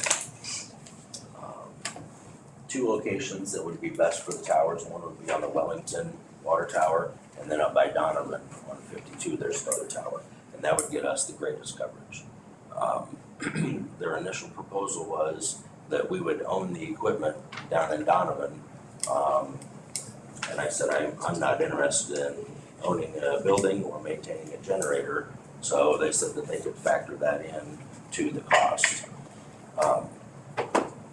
The long and the short of it is, the one with the blue here, to get into Starcom,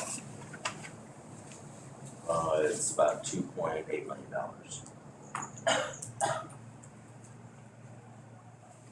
Were you just coughing just to cough, or? Both. Okay. That was kind of my reaction too. So there's a lot of benefits to the Starcom, and they just got me the pricing yesterday that they can split this out into a 7 years or 10 years. It would be about 400 and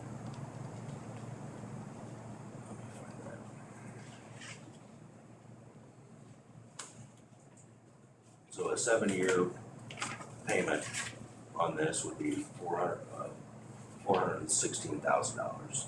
A 10-year payment would be $310,000. It is a robust system. There's a lot of benefits to it.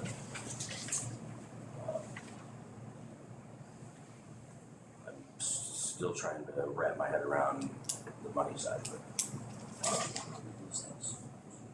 They got 35 kW generators. That's like 3 homes. So The generator size. 35,000 kW generator they got in there. That's like 3 houses. Yeah, but it seems like a lot. That's all. I didn't know if they were planning on using that power to power something else they're building across the street or. They know what they're doing.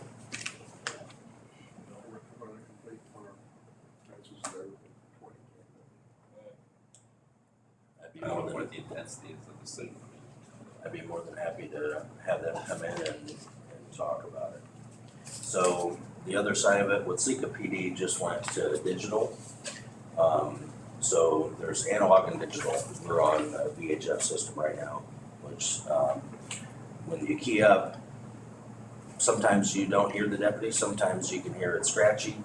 You hear portions of it. Okay, with digital, you hear them or you don't. So it's all or nothing. ETSB had Eric, I talked to him, he said that he would fund putting repeaters, digital repeaters, on the fire towers where the fire departments have their repeaters. He would fund that. The only thing is we would have to update 8 of our mobile radios, and the portables that we have will work, but they're not as robust as the newer model. So the newer model is a little over 1,000 a piece. And that's on your one sheet that I issued you. So the equipment just needed for the sheriff's office would be around $57,000. If I included ICOM in that and the radios that they need and all the villages, because if we switch to digital on our main frequency, then that means all the villages, they have to switch as well. I didn't wanna, leave them out in the cold. So along with bringing them in, it's around $80,000. What brand? Kenwood. I'm sorry. Kenwood. So is that an alternative to this start? It is, yeah. But we'd have coverage around the county, because that was. The way, the coverage map that Eric showed me from a study that he did for ICOM shows that we would have good coverage all throughout the county on digital. On the northeast corner, it's a little bit less. I don't know if that's something that we could tweak or put a repeater, say maybe up at the hunting grounds or something like that. This all just came in within the last week because Eric just came to me with it within the last week. So there's still some bugs in there, but I just wanted you guys to be aware of the Starcom that I just got within the last 2 weeks and this digital stuff. So if we switch to digital, it's roughly 88,000. Starcom, 2.7 million. The Starcom's digital though too. It is, yeah. And that's, I mean, you could be in Florida and talk to somebody in Iroquois County on Starcom. What Watsika go to? The Kenwood? Digital. To this Kenwood or no? Yes, Would you be able to then talk to them easy then, because you're on the Kenwords together? we had to have our portables reprogrammed because our analog system, VHF, would not talk to the digital system. But the new, this Kenwood, digital would. Yeah. Would Starcam communicate with them easily? No. No, it's like apples and oranges. So the portables, the radios that we're gonna get with Starcom are dual band. You can't scan Starcom and the digital side or the VHF. So you could switch to that channel and talk to them. So to answer that, if you switch the channel, yes, you can talk. Okay. Yeah. I just thought there might be times when it's important to. Mm-hmm.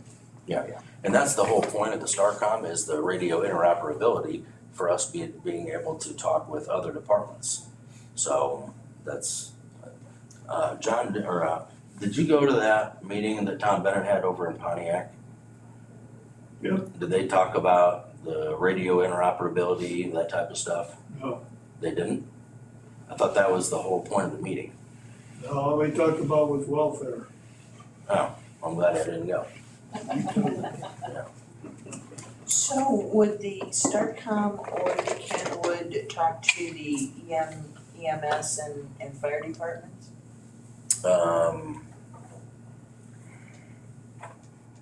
Yes, we would be able to because they're a dual band Switch radio. between VHF and digital? Yes, they're a dual system, yes, So both Kenwood and Starcom are yes. dual system?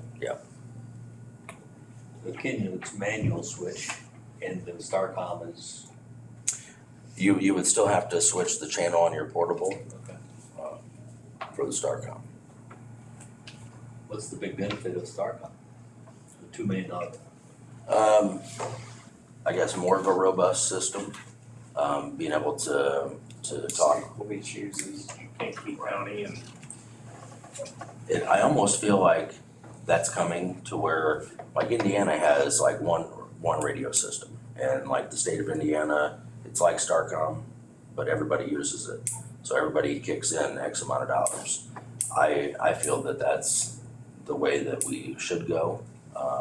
You got smaller departments in Southern Illinois, that they're dealing with the same stuff that we're dealing with. The officers get on the radio to talk to dispatch and they can't get out. So, the radio system is very important to me because I wanna keep our officers safe. If I'm sitting at home and I hear them call an officer 2, 3, 4 times, I start to get worried. You said about grant funding or whatever on the digital, I've written there, is there actual stuff out there for that or? Yes, I have researched one grant that I believe I could get to pay for all of the digital side of it. As far as the Starcom side, there's just not one that we qualify for. I've looked into some of the federal grants and it says that we're able to apply for them, but you have to apply through your state SSA. So I call Matt Miller over at IEMA, he's the top dog, I've met him personally, and he says, yeah, you could apply for it, but you're not gonna get it because all that money goes through us and it's already earmarked for the Illinois Terrorism Task Force. So, and I said, man, I'm not asking for the whole chunk, the whole 15 million, I want a taste, I want a piece of the pie. No, I'm sorry, that's just the way it is, so. But I've got, Tom Bennett, keeping his ear to the ground. Jason Bunning, I've talked to him different times. Hey, if there's some money that you can find that could allocate, some of those monies, it would be definitely beneficial for us. I did talk to former Sheriff Dorn. He said that when they went to Starcom, he went to Indiana and got a loan similar to what I was talking about, the $400 and some $1,000 per year. He said we kicked it out to 7 years and we were able to pay for it that way. So I still want to research a little bit more on the digital system to make sure that if we have internet go down, that's not going to be an issue, like we had yesterday. So we're too dependent on China and the internet. So your 4.2 and 4.3, are those the payments of the $2.7 million Starcom options, or what do they represent? The 400 or the, Well, the 4.2 talks about year one paying $16,200, $18,200 for Ethernet link. So is that in addition to the 2.7 million for the Starcom? I don't believe so. I think that when he sent me that email, he said that's what the 4.7 is, broke out into 7 years. That would be total. So I would like to take a look, do a little bit more digging. Again, I only got this a week ago, so. Is he on the digital? I know like KC Communication stuff, you guys do a lot of stuff with them. Is he involved with that, or is this purely Eric doing this on his own? This is Kelter saying, hey, we could do digital. He's the one that switched Just making city sure over. we have somebody outside of this building that knows what's going on looking at this. Yes, and I wanna make sure that Kelter is getting us the best system that we can, that's not going to fail. Right. So, I guess just on the surface, and I know you have more looking into it than you do, I know we gotta do something, you've been working at it, but that's obviously a massive number for us, but the other one, you could make it work, that they think it's gonna be reliable, that would well, and like I told be a lot easier to swallow and have a better system than what we do now, but well, it's like, I told that to Alex with Starcom. I said, I've gotta go to the county board and try to, get them to swallow this. I can ask them for Alexis with all the bells and whistles, and that would be great. But a 2-year-old Toyota is gonna get us from point A to point B just as reliably. It's not going to have the Wi-Fi addresses. So if we were to go into a school with digital, there's a pretty good chance that we would have zero radio communications. With the Starcom, we go into a school and that has the Verizon LTE built into it. Wherever you can get cell service, you're gonna get out. Digital radios, they don't have that capability. Right. We can also program up to 20 or 40 Wi-Fi addresses. So my thought with the Starcom system is I get all the schools to provide us with all of their Wi-Fi. And if they change it, then hey, you gotta let me know because, our radio communication depends on the key places. If we were in the bowels of the school, and we have to radio out, we could still get out with that type of a system. So. And any That's big what building. Starcom is. Yeah. I'm thinking if you write 16,463 tickets at $164. Lisa, can we make that happen? Good luck. oh, because half of them go to me. Well, just get your checkbook out. If they don't live in the county, they get a ticket. Did you say It's a toll. 60,000? We'll have a toll booth. 16,463. Yeah. Yes, tickets. 6,463 divided by 365, that's 45 tickets a day. That's doable. We got, how many, please? 3? Yeah, That's only we're gonna- 15 per time. If you divide that by 24 hours in a day, it's only 1.8 tickets. The last one I got was from the How much state. staff do you have to increase to handle the tickets? Lisa, yeah, Lisa gets out. They seem to give out all the tickets. Lisa's gonna need to hire some people for That's those. what they don't think like he. The more you got. That's the downfall of. Well, that's their only purpose, not Right. thinking, but. Let's get integrated and start doing re-citation plans. Okay, well, I guess let us know on the rest of that, but, I'll find that later. all right, so then I think our next item was page 45. Public Safety Fund, which is the old account, whatever book-in fees is the revenue in it, and then what comes out of that? Our It doesn't really Verizon, matter, but. Sorry, Verizon, 45. there's a little bit of training, I think, ISA training for myself comes out of that. My, Verizon, so, okay, 46. I made notes. We yeah, have notes on here, so. Is the police fund, that never gets any money in it, never has, as I've been here. Sorry, the vehicle fund, sorry. There's an explanation on that sheet, right underneath the numbers there. For those of you that haven't been through this one. and that's what I was talking with Lisa and Jim about that, the Sheriff's Police Vehicle Fund on how can we get more revenue into that, and Lisa, I'm sure can shed more light on that than what I. By statute, it can only be like $2 a ticket, so you're not gonna make bank on it. It's just, it's all you can collect. So, if you write more tickets, yeah, but, yeah, that's the But only there, way. like Jim said, there was additional fines that he could. He could. Yeah. But that would go to the county or the municipality, but if they assessed a higher fine in court, that money, we could get more money. That's up to Jim. And Jim said that he was willing to do that, so. Okay. I mean, like I said, I don't wanna be policing for profit, but, you know, and putting it on the backs of the citizens. Sure. Okay, e-citation is another not big mover here. Okay, And we may have to go to e-citations eventually. I've not seen anything on the books to where we have to, but. Not yet, but I have money in a fund as well that they may think about when they write a ticket that they put it on the computer and it automatically goes into our system. And it's just integrated and it's slick. But it takes a lot of money to get it going. I think I have 70-some thousand in mine, but he'd have to make the move to do it. But there are people out there that like software programs that a lot of counties are using. I think Central Square had something, I believe, and Tyler Technologies, am I right? And DigiTicket or something like that.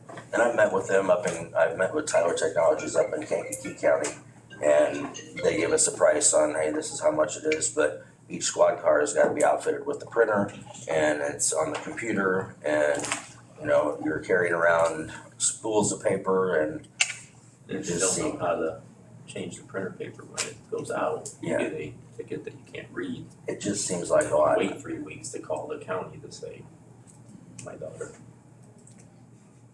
Yeah, so it's something that I'd rather not bite into just yet.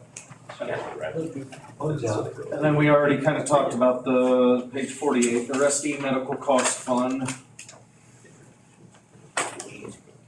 Jim, to collect more money there? That too is maxed out. Each criminal, some traffic, misdemeanors gets like $20 every time they have a fine and it goes on their assessments, $20. If he has like somebody in jail or whatever and it's on the docket, they can assess that as well to put that in there. But- If there's an inmate medical cost. Right, but the state has to do that, they have to assess that and be aware of it. And they weren't doing that They were for not. quite a while. Until we are like, hey, you start doing this or start looking at what you're doing. Yeah, because it's a chunk of money, yeah. Yes, that costs him to. Yeah. And a lot of the times the person, he's got a $3,000 fine, well, he don't have the money to pay for that. Well, when it comes to tax time, Lisa runs that through collections. Yeah, we get a little bit less, but now we're first in line. Or maybe not first in line, but we're in line. And we do get money from that, so. Okay, drug abuse fund, not real exciting either. That has to be assessed as well.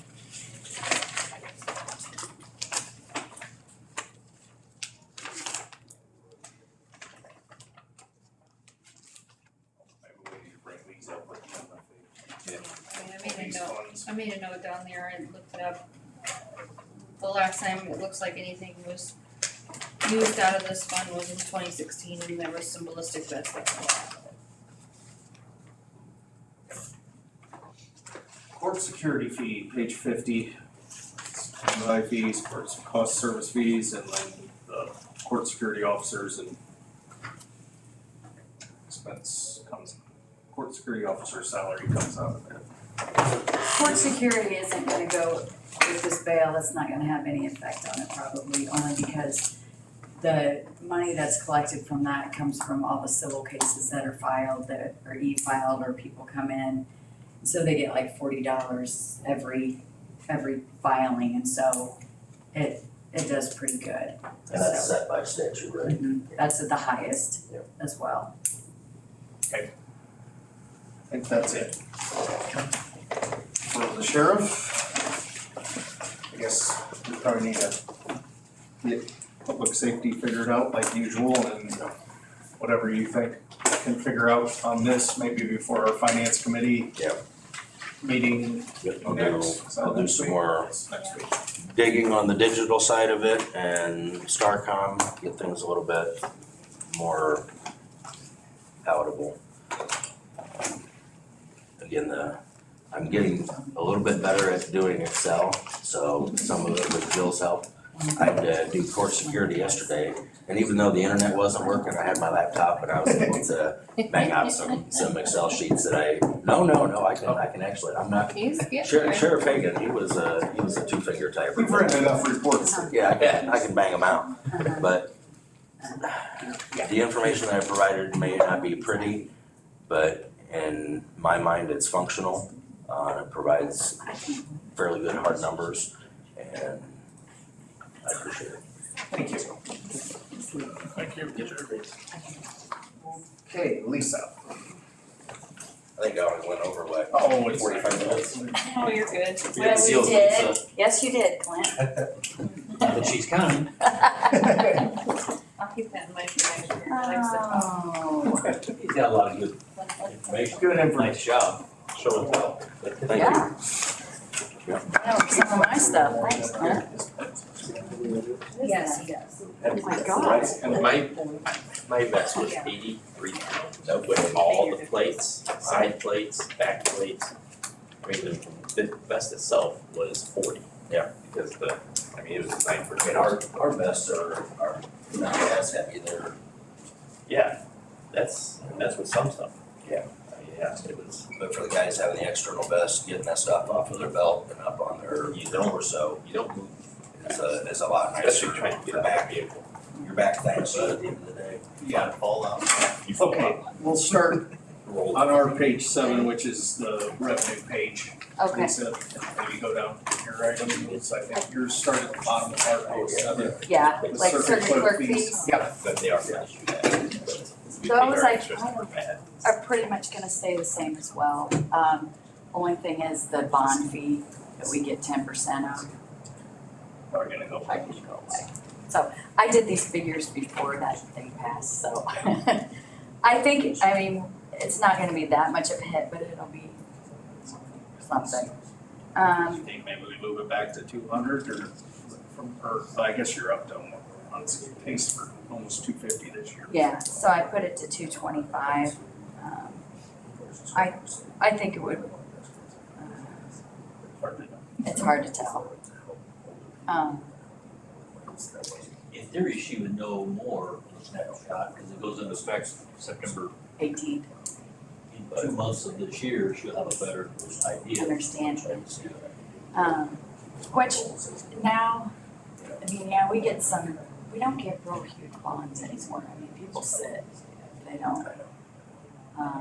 Small ones, yeah. So like out of $300, you get $30, so. Yeah. Just. And you're less than the pace you're on now, Right. so it Plus, looks- there's a whole bunch of warrants outstanding right now that if people post, we get that 10%, so. Okay, well, we'll just leave it for now. Okay. Unless something changes dramatically here. Traffic fines, I think I put 20. Those, it just depends if they write tickets. Well, everyone in the county, all departments. Yes, because we get that money as well. And then that next one, that criminal line item, that's what I was talking about, as far as the state's attorney can assess a higher fine. There's like, they have a range, and they haven't been doing the most that they could, probably. Just depends on what you get charged with, on how much your fine is, but they could do, instead of a $500 fine, they could do a $2,000 fine, you know, and Which of that do we get?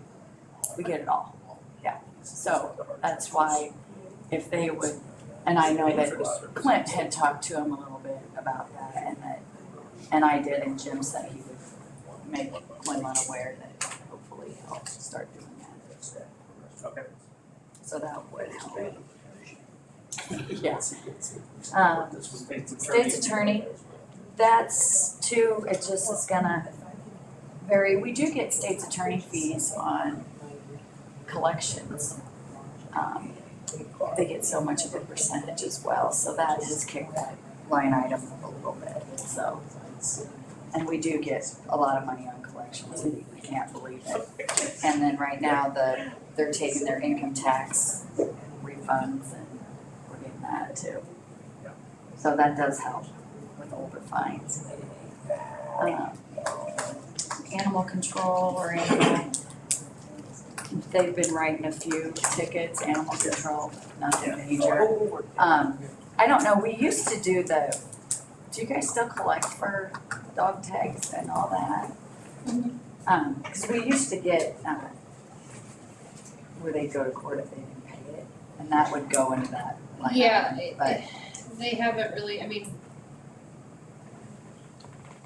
Okay, so we went a little while there with issuing citations and things, but Jim didn't have a whole lot of help and he didn't really wanna, it was put on the back burner.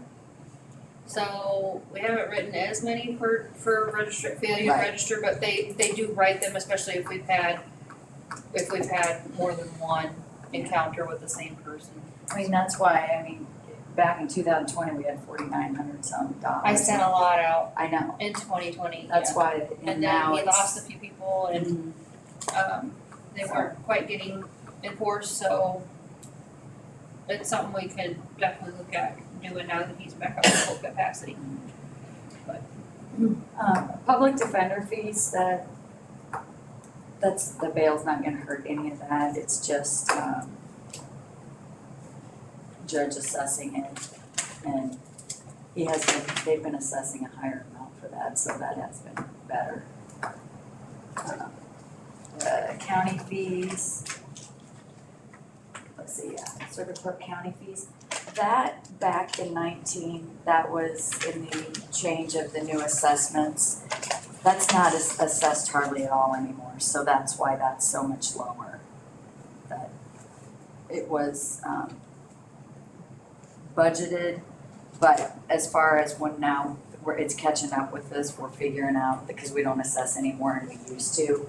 Now it's just people who have paid tickets from years ago, or, that we're gonna get $5 a pop on it, so it's not much. So why isn't it though? Because when, in 2019, they changed the fines and costs assessments. The assessments now in the state of Illinois, they're all the same. Everybody assesses the same amount, as much as you can. That county fee went away. And so now we're only collecting before 19. And so now it's, we're not assessing. And then court service costs, that is still, that's on civil cases, so you're gonna get that as well, plus criminal. That's partially why the circuit clerk fees have probably gone up, because it's Yes, it's because going of in the that line assessment. item. Okay. Okay. Oh wait, you got a couple more down. And their quarter fees jumped up quite a bit, looks like. No, that's Rand. Oh, brand, yeah. Oh, I'm sorry. Court document storage. So. On my transfers, I didn't put anything, it is negotiable, whatever I just didn't know what you needed. I kinda wanted to do some microfilming this year out of my document storage. I did get a brand new system, but it was all grant money, so that saved me 60 grand, which was awesome, and we've got it in and it's working and it's fast.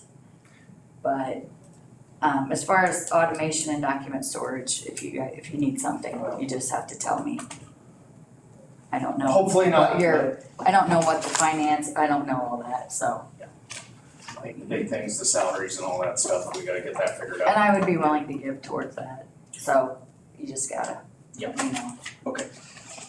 I guess then we'll move to page 15 for us. 110 general fund, 245, that's your salary and My salaries. the chief deputy and deputy. Okay, I think that's under negotiations too, but I did Yes. give my chief deputy a 10%. And then 3 girls 7, and then the last 2 that are paid 5.19. I know is what it is. So, just asking, Yes, they deserve it, but I know. everybody does, so. Well, I think it's definitely probably the number one issues that Yeah. we're gonna try and get resolved. A lot of it, though, we gotta get whatever the AFSCME is that needs to get sorted out here. Yep, I get it. That's why. 54 for us, page 54 is 345 unclaimed bonds. That, we don't do anymore. Yeah, That's I made a nothing. note on there that that one's closed. That's closed. Just until last year that you get that. And then 57. 57 and 60. 57, court document storage fund, that's where you. Yeah, that, and I put 50,000 to bring in, only because that as well, that's civil cases mostly. And we have a lot of civil filings e-filed and, people bringing it in. Some criminal get document storage and traffic tickets, so it does generate. My expenses, I did put 30 there under this document storage, yeah. Just so I could microfilm, and I have a bunch of microfilm right now that we did that when we look at it, our machine isn't working quite right and it costs a lot of money to fix. But the old courthouse, they have the same thing, and I gave them all the microfilm, so they look stuff up for me, that's why I give them that 13.5 pretty much. And I'm gonna try with all the microfilm we have in the cabinet to put it on a CD so that it can be downloaded into the system that we can just look it up on our computer. So that's about 30,000 probably to do, so. Well, that's my question. Are you gonna run into the same situation as Brian did with your microfilm where it's Yeah, I just, deteriorating? yeah, but by statute, I have to microfilm some document or some cases no, some cases I can destroy, but that's why I wanna get them on a CD, cause I'm scared they're gonna. So that's, How you're long do you gotta digitizing. keep them forever like she does? We can like destroy, I just destroyed some small claims and cases, some traffic cases that you don't need to microfilm or do anything with. However, now we scan everything when we get a filing, so Yeah. it's good. But Okay. Page 6 is the automation. same thing, 60, sorry. same thing, 50,000, same correct, that on civil cases. And again, the automation expenses is a lot of my maintenance upkeep. I have to buy I buy my licenses every year. I think it's about 15 grand for everything, but have to have it. I did get a new, and it was paid by a grant, it's called Scrolling Docket, which kind of is nice that people can walk in the courthouse now, and if you have a case up, you can just look at it, tell us your name, what court room, and they don't have to ask a million questions, because we get a million questions a day. So that's working good, but other than that, about all I got, unless you have any questions. Pretty straightforward to me. And again, if you want, just let me know about the transfers. Yeah. If keep it in the back of our mind, thank you. I probably won't let you know until a little later, so I have a better handle on That's fine. salaries, cause that's really all it's gonna come down to is, I'll get with you. yeah, I'll shoot you an email. Okay, thank you. Thank you. Should be it for today. Yeah. What follow-ups do we have? So I emailed Amanda and I think I CC'd you on it, but for finance, we're gonna have Jim Devine present his, because he couldn't make it. And then Ginger Boaz with Co-op Extension, she's just gonna come give an explanation of what Co-op Extension is, and she'll give her request that as well. Eric Stacy should have some sort of report on the health department budget. I don't know if it'll be finalized or not, but he'll report on that. Same thing with Eric Raymond with 911. He will report on that as well, whether it's final or not. And then also Angel Crawford sent me an email and asked to be put on so she can just kind of explain what they do with IDA and their request increased to 25,000. So I did get that this morning. I sent an email to Eric Stacy in the health department this morning. And I copied everybody on the committee on there, Jill and John and Dr. Zumwalt, that's their, but talking about the things we talked about yesterday about, I asked Jill to look into what the incremental audit fees were and then kind of try and put some numbers in paper on what time costs sharing kind of thing maybe we could come up with as far as the extra time that their office spends working on health department related issues, and that maybe we could come to some kind of an agreement to help fund or pay for the county spending time on these things. So, well, there's nothing specific, but one was the audit. So like last year, we had a single audit that was specifically there, but even this year, the reason why the audit isn't complete is because there's a bunch of problems with grant documentation, things like that, and this is taking a lot of Jill's time and things like that we're dealing with because they got some issues there that they need to work through. So the time that they're spending on that last year as well, if you read the email, you'll see, because I tried to give a little bit of the background because it was before Eric was in his position. So I tried to explain last year as well, when his predecessor and all that stuff happened, they were spending lots of hours on human resource related issues. And I went to them, to their board meeting, I don't even remember when it was, sometime in September, October, because we had the huge single audit cost increase, and I said, I think you guys should be paying for this because that's what triggered the county, or at least helping to contribute, as well as their office is spending a lot of time with all these HR related issues that, look, this isn't the county's responsibility necessarily. I think they were in agreement, but we both everyone kind of concluded that night that, okay, well, it's not in the budget, and on top of it, they had what was the whole issue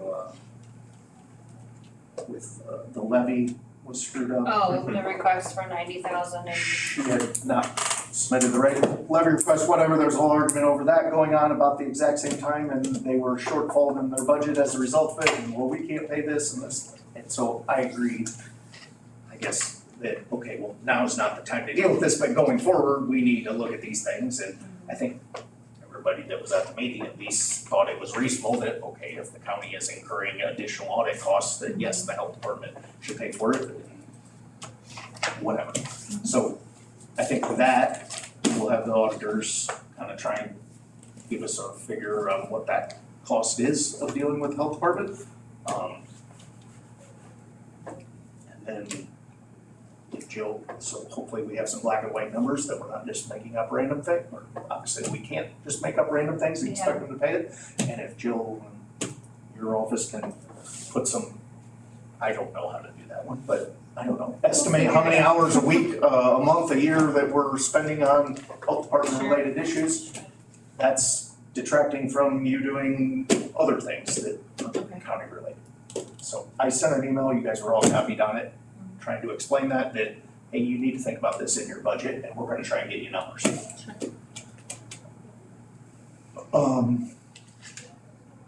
something else. Okay, but I think that's, From yesterday or that, or on that topic of, I don't think so on the health department. I was just thinking, cause he should have some kind of a figure or something, it would be, I guess where I was going with that would, it'd be good if we could get that before their meeting is what, the night before our meeting, which is next Wednesday? Yeah. I don't know if CLA can turn anything around that quickly, I don't but know, but I will we need ask. to come up with something, it would be good to give them something prior to that meeting. Their meeting, which is next a week from today. I think without looking at the calendar, because Is when their they meet. meetings go back and forth, whether they're finance or goals or, yeah. are we on the same page of the explanation of the safety tax and where it's put on and then where that money's show up at the county? Or do we have time to Should you check? educate? Fund 200 public safety tax, is that what you're talking about? The one that we can maybe adjust is what, I think that's, the one that John, yes, and that would be Fund 200 public safety tax. Okay. Well, that has a separate fund, so any revenues that we get from that is the public safety tax, and those revenues come in through the treasurer's office. And, you'll see those at the top of the page of that Fund 200 sheet, which, It's, let me give you an idea of what page it is. It's the one the sheriff was talking about with his cars and all that stuff too. 44, I believe. Yeah. So you'll see at the top where the revenues come in there, and that's the one I believe John has spoken before that we could increase if we wanted to. Correct me if I'm wrong, John? Yep. Is that, okay. and what's that tax on? Sales tax. It says Every sales time you buy, it's the 0.25. 0.25%. Not everything. Well, Not everything, not cars, What not about groceries, not increase? medicine. What our bottom line is? So you could increase up to 0.25%, you said? That's what I think somebody you can said. double it, right? Is that? Without referendum. When the referendum was passed, it was for a half of 1%, we only were charging a quarter of 1%. Basically that number could theoretically double, So, Double, yeah. and so that's this number doubling? 500-ish. I think it has to go in 0.25% increments, right? You can't do like a 0.1%.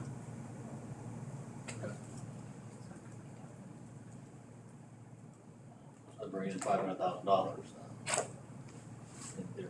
In theory. But there's another tax on.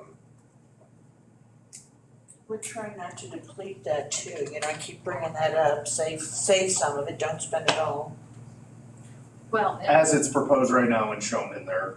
Yeah. I understand the sentiment. If we gave the sheriff everything he's asking for, plus what we have in there for Eric, that's what we agreed to back in March. well, no, you agreed to transfer 126 from the general fund to joint dispatch for salaries, and that is what he's gonna need to, balance his budget for joint dispatch, Well, according to the projected salaries. We don't no, really know where we those agreed on the salaries are gonna public stand safety either. too. Did you? That's a 5% increase. I wasn't there either. $157.5, what's that? Excuse me? He's getting it's $157.5. Last year we gave 150, and I think the conclusion, it's been a while ago since that happened, but we just moved Watsika, Iroquois County, and the Public Safety Fund up 5%. So the county went from 120 to 126. The Public Safety Fund went from 150 to 157.5, and Watsika was the same as the county. That was the agreement. If and when we ever get a final agreement with the telecommunicators, those numbers will have to be adjusted. Yes, sir.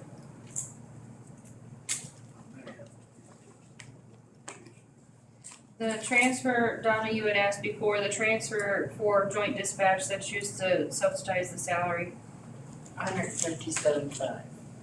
that's where it's projected right now, but then we don't have a telecommunicator contract yet. Got it. So that possibly could go up. And the public safety fund right now has $683,838 in it. Right, and I wrote this down, You 4 do. more months, 5. the sheriff And wants, everything should be, I already did the transfer for FY twenty-three to joint dispatch, because they were in the negative at one point, so I did the transfer a little bit early. And then sheriff should, like I said, he's gotten, I just verified with him during his hearing that he's gotten all the vehicles in, except for they're in the middle of doing the last one, Should be over 850-ish by the end of approximately, yeah. by the end of the fiscal year. It's over 800 for sure, right closer to 850. In balance. so am I correct in writing the sheriff wanted 234,530 and ETSB gets 157,500 at 392,030 and minus the 683, there's 299,770 is the balance, right? Well, the Plus sheriff's. the squad car. The sheriff's request increased to 237.30 because he got an updated number for the flock cameras. Oh, okay. Oh, and you gotta add the additional 500,000 that's coming in, plus the 200 and whatever thousand that comes in here before the end of the year. So by the end of the year, just say you're at 825 for easy numbers, then you're gonna add a little over 100,000 by the end of next year if we gave everybody what Gave them it shows today. So that 825,000 roughly will be 925,000 The other thing to keep ending in mind, fund too- balance by the end of 2024. There's gonna be back pay for the telecommunicators once that contract is done, so There's that that's, too. I mean, it'll be up to you wherever you guys wanna take it out of, but history has shown it's come out of public safety tax.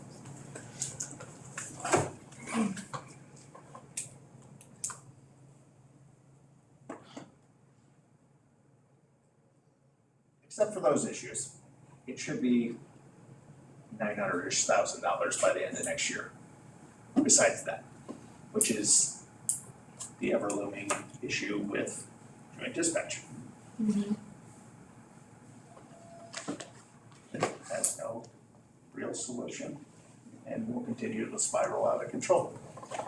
And we're never supposed to be paying salaries out of public safety for just, I don't know that there's ever, everybody has a differing opinion on it. There's, technically, we can pay salaries out of it. oh, I Some people know, don't want to. Some technically people- we can, but that's not the way we sold it to the public. I didn't sell anything, and I don't know that anybody on the county board sold it to the public. It was, the former ETSB director and the sheriff, if I recall. Maybe some fire chiefs around the county on behalf of the ETSB director. I voted against it, so. Me too. So I don't think. No, I voted against it. There was 2 of us on the board. Oh, love that, yeah. Either way, it's, how it was sold was by, People with I don't- no authority to do it. it doesn't Okay. matter. I think they would have sold it however it took to get it sold. The only other thing is I will get in contact with Tom again, because, he's hoping that their probation contract will be, he'll be able to bring that down later this week to get signed, so hopefully I'll have his questions too. I completely forgot about that. Okay, motion Wanted to mention to adjourn, second, all in favor? Aye. Motion carries, motions, or meeting